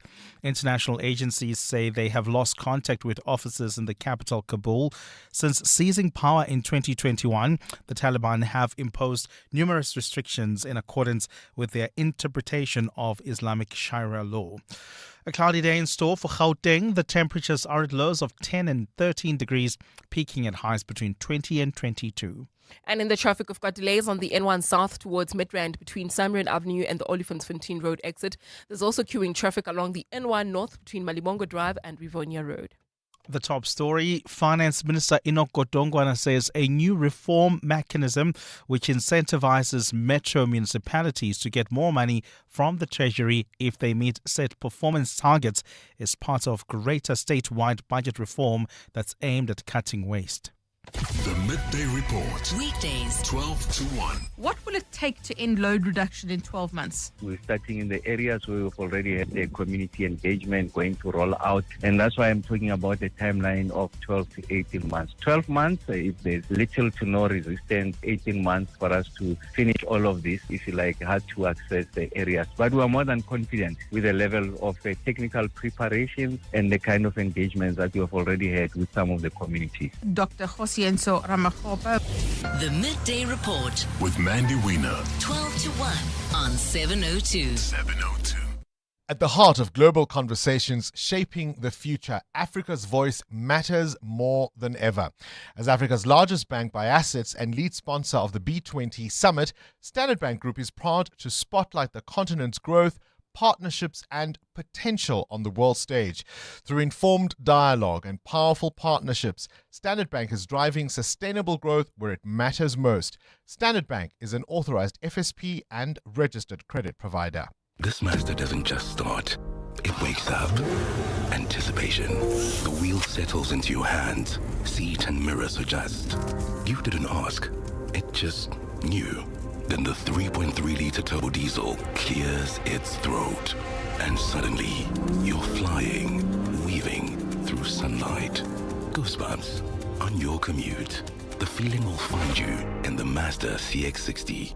Wonder awaits. 702. WhatsApp Bongani on 072 702 1702. Morning, Brabongs. You can get angry all you like. You can call out names. We can do everything. Your blood pressure will reach boiling point. But like you are saying, monks, we are a country of Skebenga. Yeah, we are becoming a mafia failed state, Bongani. And no action seems to be taken regarding these issues. Remember about VBS, now Tembisa, what next? Anything is possible. Imagine if it's happening at a local hospital, what is happening at regional or provincial hospitals, Bongsai? Morning, Bongani, and morning to the listeners. This might be a long voice note, so you might listen to it on your own. So just to explain how sometimes procurement works in some departments, you'll find that the clerk is tasked with making small purchases. So how it happens is that you have a requisition. So that's basically telling the buyers what to buy. So the clerk will put in, lack of a better example, a 10,000 rand requisition to be bought, right? And you'll find that the owner of the department head owns such a big budget that to them 10,000 stationery, there's not really something to question that much, right? So I'm not excusing the behavior, and I'm not saying it's right, but I'm just saying that's sometimes how that happens. Anonymous here. All right. I mean, I take the point, Anonymous, because part of the thing that they did is they would spread out the invoices, and they had to be under, I think it's 500,000 rand before they are flagged. So they would split the invoices. And as you say, some amounts may seem nominal that somebody supervising doesn't check. But obviously, if you've got, in some instances, as we heard from the SIU, the same suppliers getting different invoices on the same day for similar items, questions can arise. What we surely can't do is accept that that kind of thing is par for the course. Precisely because those loopholes are there, those are the things that ought to be checked and checked and checked and checked. And why, again, is a clerk making those kinds of recommendations without apparent supervision? Surely that raises issues about the controls, no? EWN Sport. Anthony Teixeira, we were all wondering, of course, if we would still have the same sports minister at the end of the day. It looks like we will. So what is he saying about South African football? Well, he's been the latest one to comment on the matter. South Africa's Sports, Arts and Culture Minister Gayton McKenzie saying the sanctions imposed on SAFA by FIFA has brought embarrassment to the nation and the game of football. He further shared his department will be leading an investigation into how the failure occurred and deal with the matter. Bafana's 2026 World Cup hopes took a knock after FIFA's disciplinary committee declared Teboho Mokoena was ineligible to feature in their qualifier against Lesotho back in March due to a suspension for accumulated yellow cards. The offence means Bafana have been handed a 3-0 forfeit for the match, and this has seen South Africa move second, dropping from top spots in their qualifying group. They now have an inferior goal difference alongside Benin with points. They're also 3 ahead of Nigeria. They'll need to outscore their rivals by 2 goals and win both their qualifiers next month if they're to make a first FIFA World Cup since hosting the showpiece in 2010. This evening's action sees Orlando Pirates playing one of their 3 Betway Premiership games in hand. The Buccaneers will look to make it 5 wins on the bounce when they take on TS Galaxy. While in Europe, it's match day 2 of the Champions League. Selected fixtures sees Galatasaray facing Liverpool. Record holders Real Madrid are in Kazakhstan to play Kairat. And we have Jose Mourinho heading back to Stamford Bridge when his Benfica meet Chelsea. Blues manager Enzo Maresca dismissed any concerns for his side, who have just 1 win in their last 5 outings across all competitions. The pressure we have is the pressure that we, being at Chelsea as a player, as a manager, you need to win games, no doubt. But at the same moment, you have, the reality is that for different reasons, injury and red card, we lost 5 games in almost 6 months. But at the same time, I think it's something not bad. The earliest of those encounters are 6:45. In rugby, at 3:30, Coach Rassie Erasmus will be naming his Springbok squad to tackle Los Pumas in the Rugby Championship at Twickenham at the weekend. Championship is still up for grabs, with the world champs just 1 point better off than rivals New Zealand.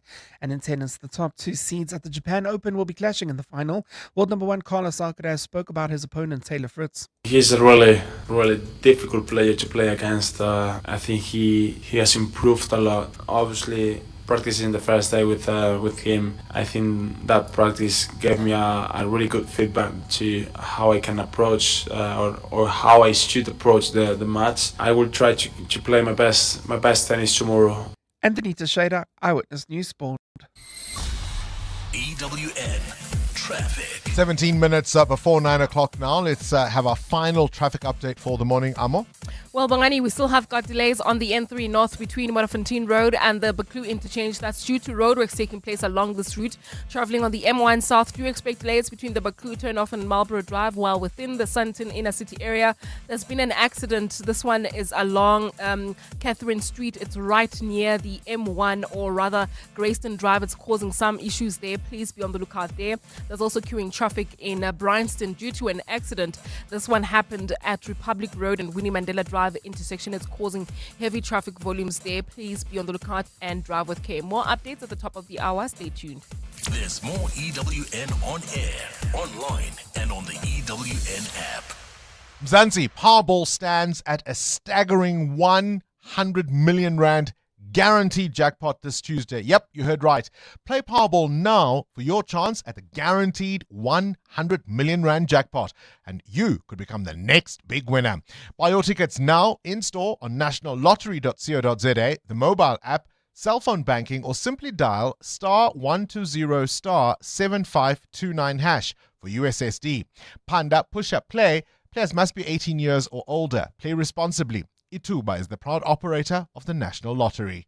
Business Outsurance are experts in business insurance for optometrists, surgeons, and other medical specialists. Here's Chrissy. Business Outsurance is the best insurer for my business. They have great premiums, wonderful service. I know without a doubt that Outsurance has my back, and you always get something out with Outsurance. Switch to Business Outsurance and you could get a massive 20% discount on your business insurance premium. Visit outsurance.co.za. Switch and save today. Licensed insurer and FSP. TCs and information online. 702. WhatsApp Bongani on 072 702 1702. Good morning, Bongani. You know, on the SAFA matter in Teboho Mokoena, all that I just need to know is, what are all these other officials doing who are traveling with the national team? Every time there is a whole lot of them. You see them in all the games, the administrators. What are they doing? Isn't it their job or their duty to know that Mokoena was not supposed to have been fielded. I cannot understand that it just happened like that while we have officials who are supposed to look after these things. Obi, thank you very much. Morning, Bongani. Speaking of achieving things that seemed impossible. 16 years ago, at the age of 36, I lost my job. I was retrenched and decided to pursue my passion and become a motor mechanic. 2010, I started an apprenticeship. At that year, I was going to be turning 37. I had 2 kids, 11 years old, twins. I completed my apprenticeship in record time. I worked at dealerships and various other places. 2019, I started a mobile mechanic business. And this year, when I closed this year, in fact, I just put through a proposal to a company for a space because I want to open an all-female workshop. I'm still moving forward. I still feel like I haven't accomplished everything I want to accomplish. That's impossible, but I keep moving forward. Isn't that what we all do, right? So we were talking earlier about things that once seemed out of reach for you that you've now accomplished. And I was asking you what those things might be. And it's all to do with what feels so overwhelmingly difficult for the country, I suppose, to do. Corruption is becoming something that's running through our veins. Whether you're a low-level official or a mighty high politician, how do we reverse it? We surely as citizens can't keep watching and shaking our heads and going and then do nothing about it. So if we in our little corners can achieve what felt once impossible, surely collectively we can deal with this seemingly insurmountable problem we face as a society. Coming up on the Clement Mashatile Show on 702. Between 9 and 12 is the Clement Mashatile Show. Clement, I'm going to start playing a game. Where in the world is Clement today? You must start giving me clues. I think the game should be who is hosting the show today. Is Tabo, it Tabo or is Tabo. it Clement? I didn't know. I thought I apologize. No problem at all. No problem gosh. All right, Tabo Shalom Mashal, where are beating you? at your own game. Yes, indeed. Well, we are coming. We are coming to you live, Bongani, from Ekurhuleni Tourism Indaba stakeholder engagement sessions at the Alberton Civic Center. So that's where we are. It's the Indaba, and we'll be broadcasting live from here. But the show goes on, as you would know. And I'm not moving furniture at all. I should mention that Clement is here. However, he will be the program director of engagements that will be taking place in the main center. The open line today. Oh, what are we talking about? Oh, we don't have anything to speak about because South Africa is such a dull country. We want to understand especially about the tender system. The SIU revealed serious maladministration and incidents of corruption, especially in the Tembisa Hospital. By the way, where is Tembisa situated? In the city of Ekurhuleni. We want to understand what is the alternative, like you've been asking, Bongani, the tender systems. Some of those companies that are hugely implicated are invoicing and getting paid every single day, even as we speak now. Where to from here? That would be on the open line. Then at 10 o'clock, Bongani, we will look at the Madlanga Commission, the head of the criminal cartel infiltrating political arena. We'll be speaking to an expert about that. And we'll come back to our OB, where we'll speak to the mayor of the city of Ekurhuleni, Dr. Gaza, about the importance of tourism in the city. World of work, why South African women still earn less than men in 2025. And then a little bit later on, health and wellness feature. Very serious issue, prostate cancer, and why African men are more at risk. All that and more between 9 and 12. The Clement Mashatile Show coming to you live from Ekurhuleni, hosted by Tabo Shola Mashao. 702. WhatsApp Bongani on 072 702 1702. Hi, Bongani and the 702 team. Look, man, I mean, we have Zwelim Kize. He is a chairman of a portfolio committee. Zwelim Kize was found to have siphoned money during the COVID-19 time. but he is a chairperson of a portfolio committee, and no one is saying anything about it. Like, people are quiet. The opposition is quiet. I mean, how, how, Bongani? Tell me, how does someone who was exposed publicly like that still in parliament? Hi, Bongani, it's George here, Captain Park. You know, to ask Lamborghini, to ask the guy where the money came from, or even the banks, they do check where the money came from. The money came from government for services rendered. I think their mandate ends there. They cannot go beyond that. So the audit is internal that the government, but the payment is genuine. Thank you. Look, there are questions to be asked about Zweli Mkhize. I'm not sure if he was necessarily found through some legal process. I think he resigned before all of that happened. But of course, there have been questions around benefiting from various issues. You might remember the Public Investment Corporation issue in 2018, where he was alleged to have received kickbacks, facilitating a loan to an oil company. And then, of course, there was the matters around COVID. But I don't think he was found in any process, as far as I can remember, to have been guilty of anything. I think he resigned before any of that could happen. So I think we've got to be careful about making definitive statements about what people were found to have done. But certainly, where there is smoke, might there be fire. And this is where we are as a society. I think we've also got to do some introspection as citizens and say, what role do we have in all of this?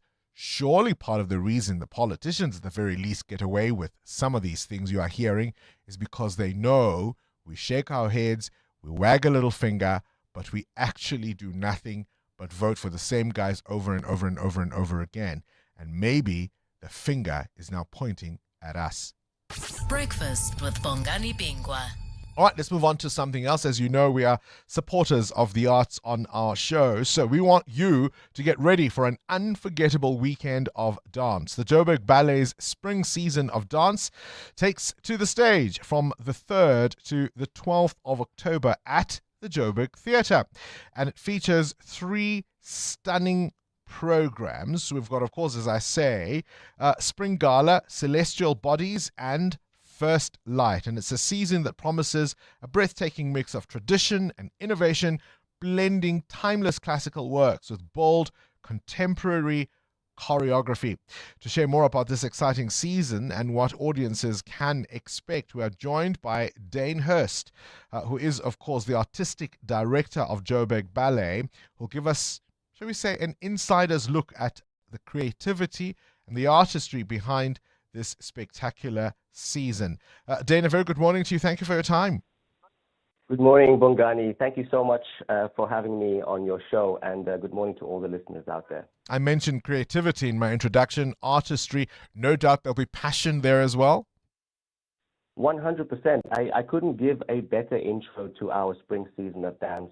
We went bold this season. We are ushering in the season of spring, and with spring, you know, we are greeted with incredible diversity in terms of the different flowers that we see in nature. And if you look at artists in the world, you know, we are expressions of the heights of human achievement. And here at Joburg Ballet, we have some of the most incredible dance artists and choreographers from across South Africa.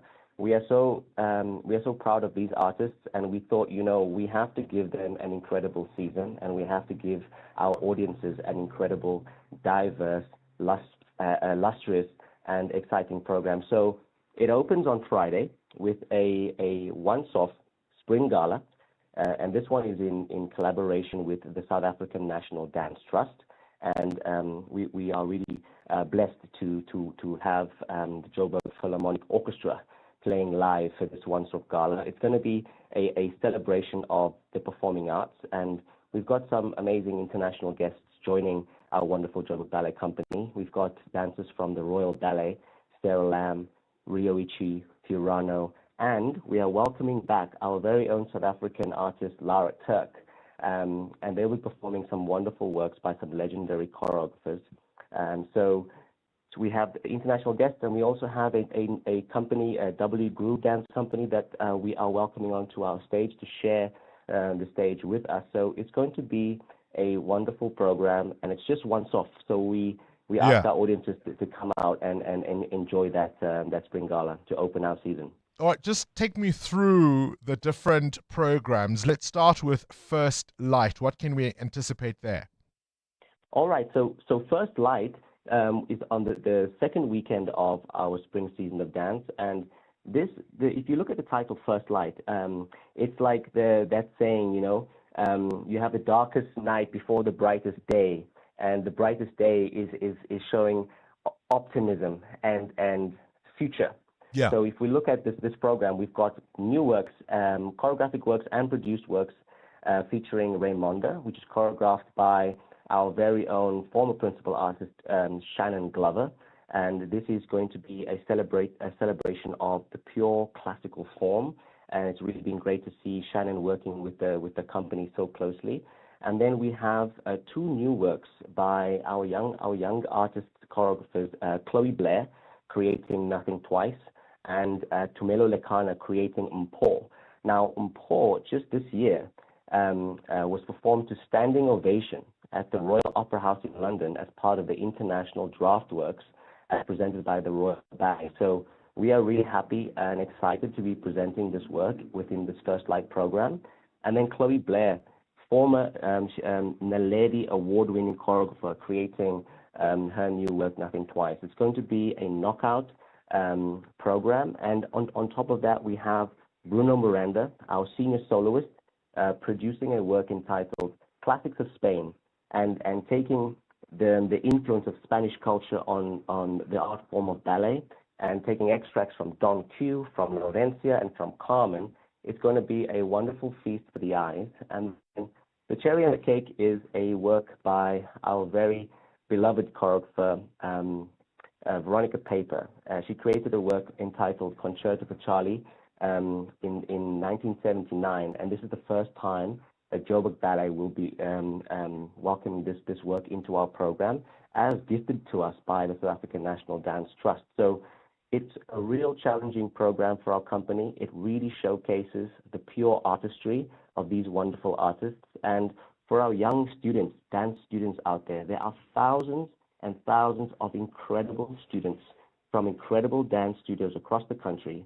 This is the type of program that they should come and see, and we are excited to present it to them. Listen, it sounds like a rich tapestry, a melange of dance, if you will. And I love the idea of supporting established but also emerging choreographers, putting our performers, showcasing our talent alongside world-famous dancers. And for someone who's never seen this kind of thing for the first time, somebody who may be inclined to it, maybe feels it might be too sophisticated for their palate, what would you say to encourage them to come and see it anyway?